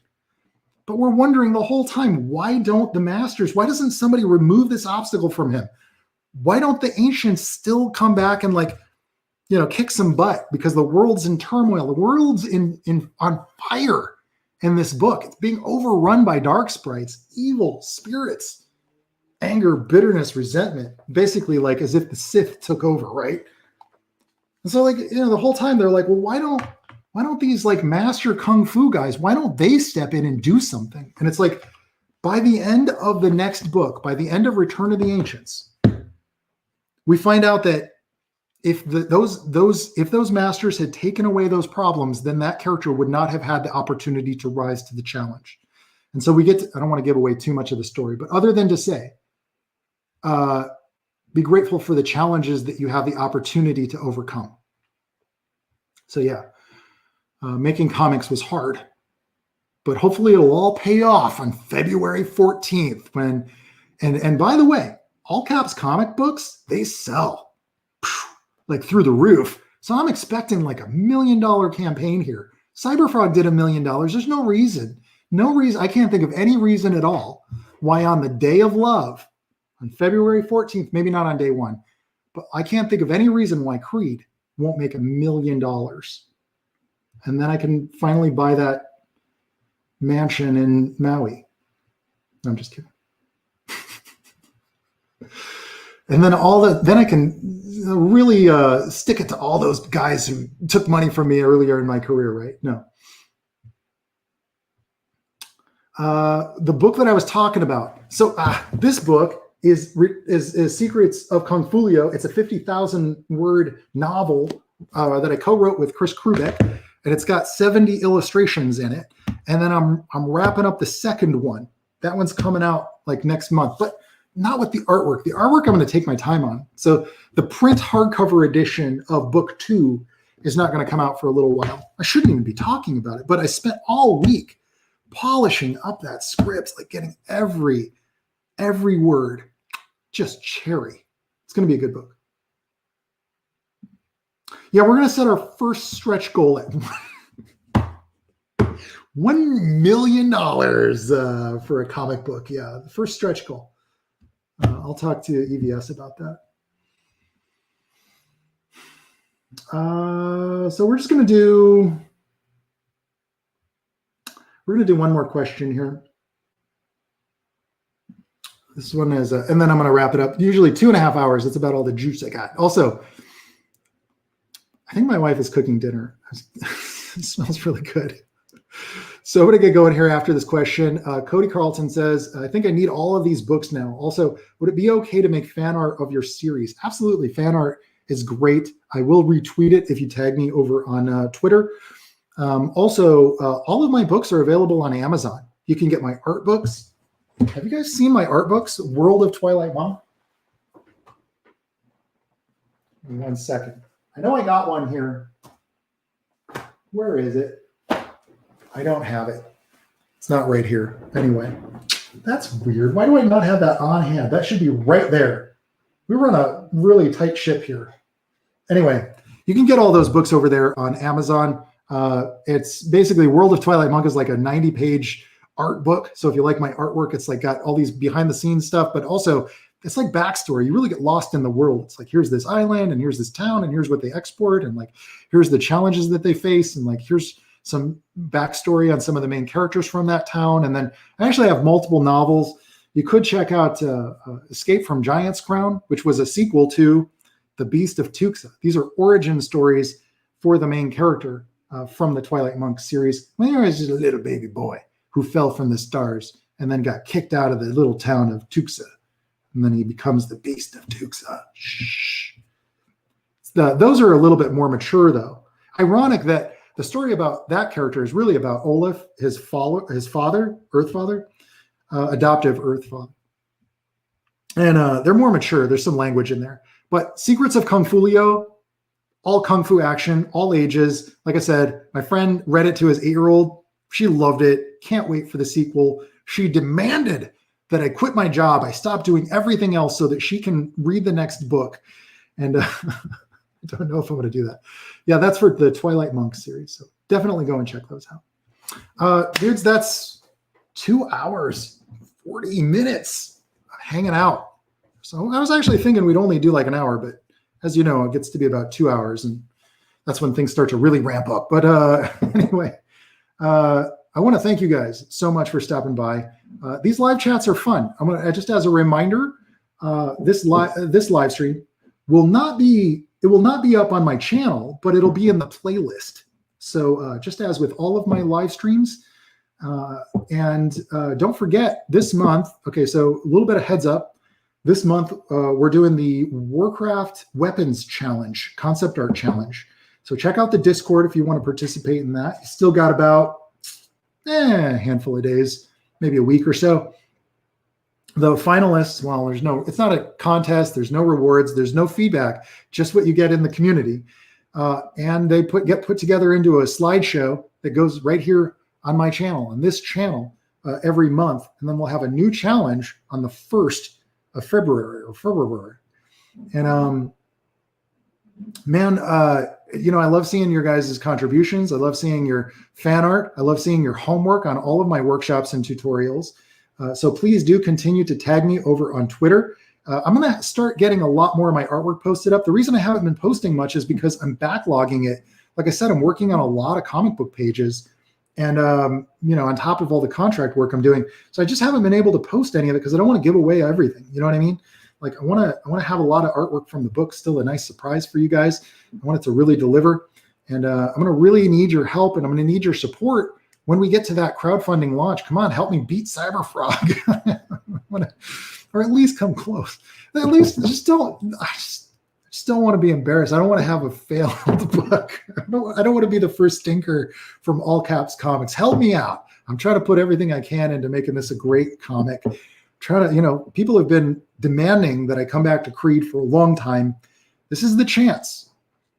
If this does well, I might just be the Creed guy. We might be talking Creed video game after that. So let's make it happen. I'm going to really need your support. Thanks, guys. And until next time, I'll catch y'all in my yonder bond. And ciao, baby.